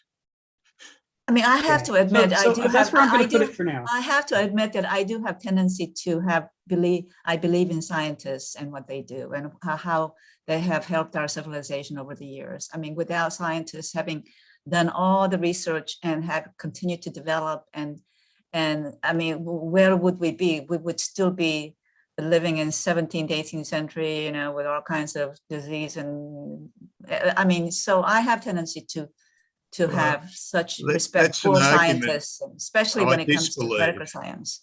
What? I'm not going to make myself the slave of the technocrat, because all human beings desire to propagate themselves at the expense of others, and that's throughout all nature. Now, whether you can actually overcome that with morals, that's the question. So we'll explore this more next week. For this week, I want to get to Sharon and Phil because they've got their hands up too. Oh, sorry. Okay. So go ahead, Sharon. Great discussion, Rick. I really liked it. But I listened intently because slavery has been around since ancient times. And the foundational aspect of it for me has always been social and economic. The hunter-gatherers didn't enslave each other, but as civilizations progressed and they started to establish some kind of hierarchy, that's when slavery began. And the other thing about slavery is, I'm from the Caribbean, and our slave history is very different. Each island had its own. And in fact, I think that Haiti was the first island to actually throw off their conquerors. So right. I brought this for it because I saved it. It's from the New York Times on May 22nd. I think I put it in the chat, yes, where they had a whole attachment, and it was called The Ransom. And it's a pictorial story. So if you can track it down online, it's worth reading. And it talks about, goes from the time of slavery to the current time and why we're seeing the social and economic deprivation that there is in Haiti just because of that one revolution. Thank you, So Sharon. that was very, very interesting. I'm looking forward to reading that. Thank you. Yeah, I think we have so much to learn from Haiti. It was a turning point in modernist history. And I was, I had a lot of anxiety about today's, going back to yours and Donald's points, I had a lot of anxiety about today's session to try to do justice to Juneteenth. And I know I only scratched the surface, but we only had 3 hours. I think you did justice, because as an immigrant, when I first came to Florida in 1977, I was surprised to learn that the Great Migration had just ended 2 years earlier, 1975. Right. And it has to do with Jim Crow and slavery and end of Reconstruction and all the things that you talked about. Yeah. But I came from a culture in which slavery had ended in 1865, and it had definitely ended. Yeah. Right? Where we had education and equality, and the divisions in the society was basically economic. And economic did bear some relationship to the color of your skin, but there was a passage of ascent if you were smart enough. Right. So it was a whole different ballgame. And the more I learned about slavery in the United States, I thought this was a fairly cruel manifestation of it. Yeah. Right. Yeah. And we still have, and there is still a lot of slavery today, because I practice now in the inner city, and the mental slavery is profound. Yes. And you touched on that. Right. And I think that keeps you enslaved even more than a physical bondage, right? And the mental slavery produces economic, and the healthcare disparities that we are seeing is a significant form of slavery.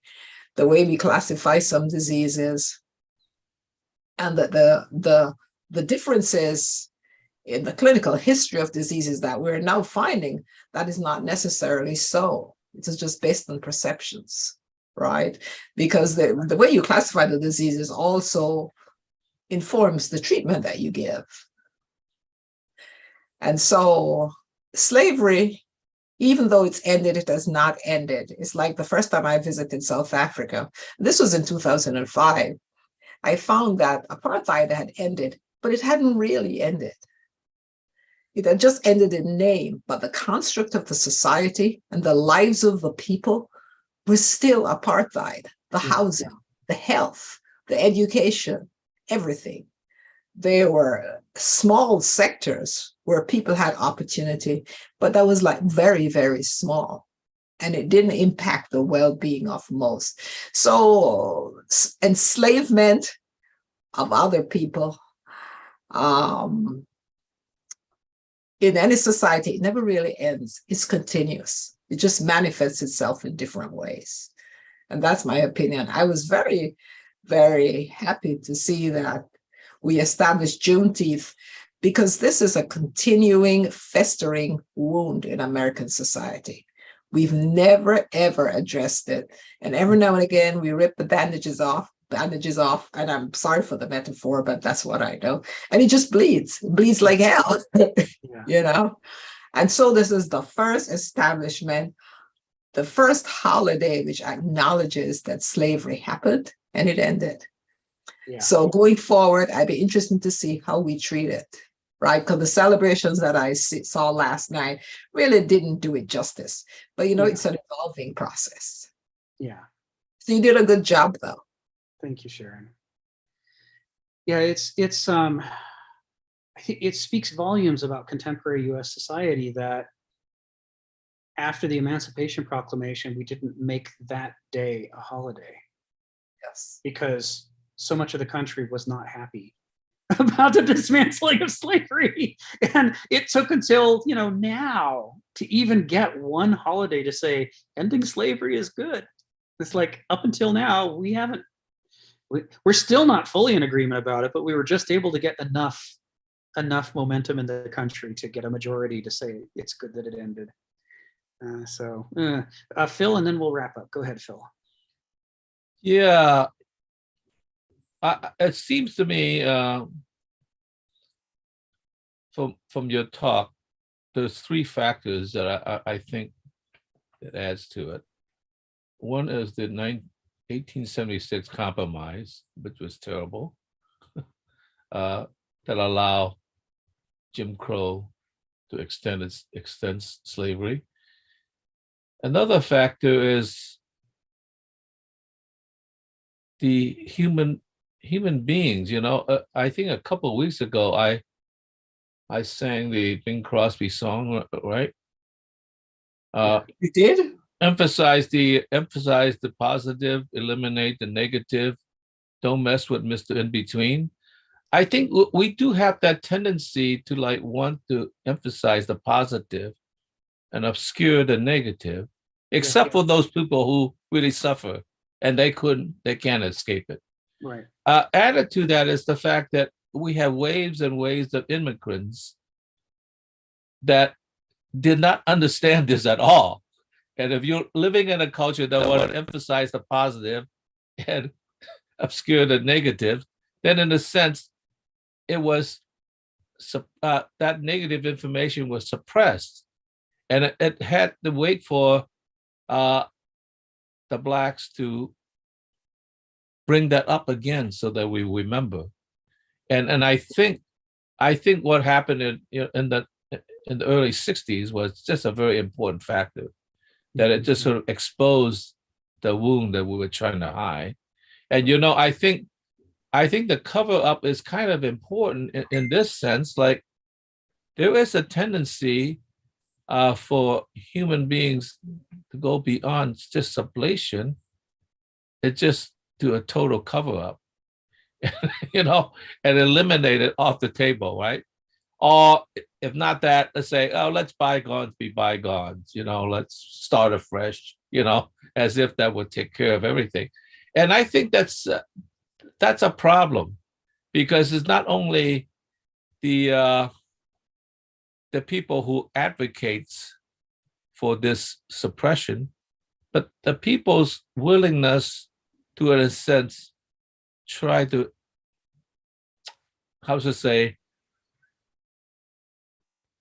ignore the negative as much as they can. Because in part, you have to admit, we had nothing to do with it, right? So you have to and think in terms of justice in a broader sense than yourself, because I certainly didn't have anything to do with it, literally.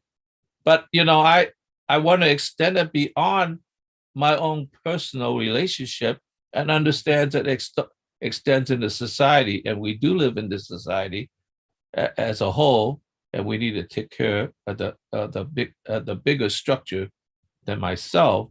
And I think if we are willing to suffer to a degree the pain of the negative, then we might be more conscious and be more willing to, in a sense, underscore and bring up the negative and see that as part of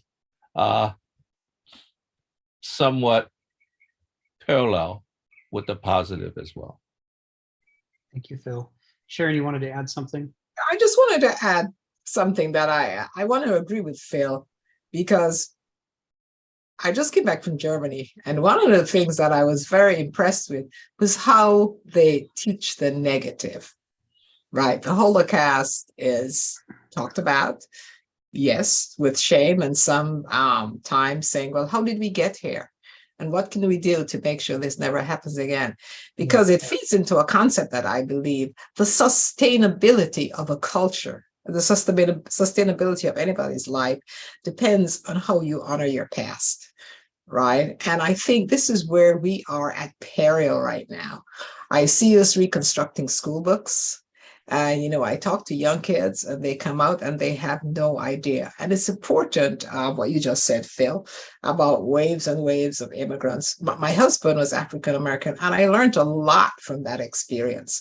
The differences in our socialization was profound, right? And I think it's very, very important that schools educate the generation, the kids who are born here and the immigrants, because that's the society we are creating. And it's important because if you create individuals who are not so programmable, like what we're seeing now, right, then we all will have a different kind of life. Thank you, Sharon. And then I think final comments for today go to Donald. Go ahead, Donald.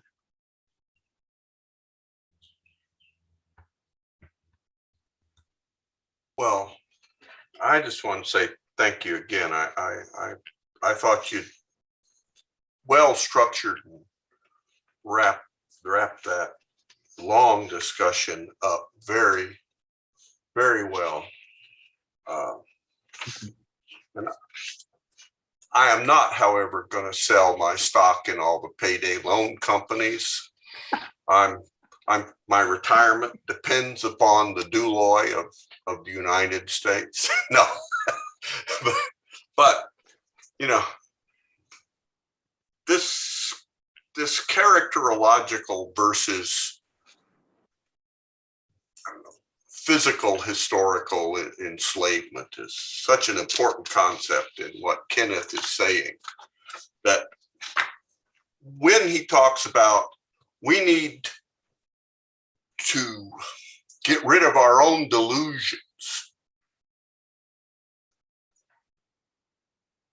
there are times when I suspect in this group that we all think of ourselves as Aristoi, and that's a fatal delusion to ever learning if you can even become one. Once you already think you are one, have deceived yourself into being one, and that you are one, you can't escape your own slavery, the own slavery of your own mind, which comes back to what Sharon said. Too much of it is in our own thinking. Well, enough. Rick, could I just make a very quick comment to Donald, just real quick? Donald, you were right. I was playing a grandmother in essence, because the woman who played my daughter was in her 30s, so she could very easily have children. So yeah, I was playing a grandmother. Go ahead. I couldn't tell from what it was. I just said something, please. I wasn't thinking that you were really the grandmother or the mother or the older sister. I just said something. And here again, it was again my ego coming through. You know, what can I say? You know? Anyway. No, please. We've all got you can tell. You can tell in that commercial that you're acting, because you're not the Ginny I see here at all. It's, if anything, it was kind of, it's always to me disconcerting to see an actor in character, especially if you've seen them or know them out of character. Right. And then you realize, well, wait a minute, there is acting. It is a skill. And it's one that I don't have. Right. You know, I can't. What commercial is this, Jenny? Oh, this is for Cox Internet, Cox Television, Internet kind of. Yeah. Okay, I'll search for it. Look it up. Yes. No, I've been searching for it. I haven't been able to find it, and Donald saw it, so he's the first person who's seen it. So anyway, yeah. Well, I don't know. Do you get Cox in Florida, Sharon, or I mean, wait a minute. You get what? Cox?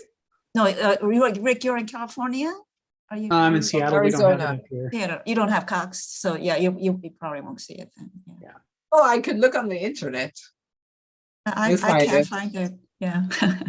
Well, with that, we got to wrap up, but we'll. Thank you, Rick. Thank you as always. Wonderful hosting. Yes. Thanks, everyone.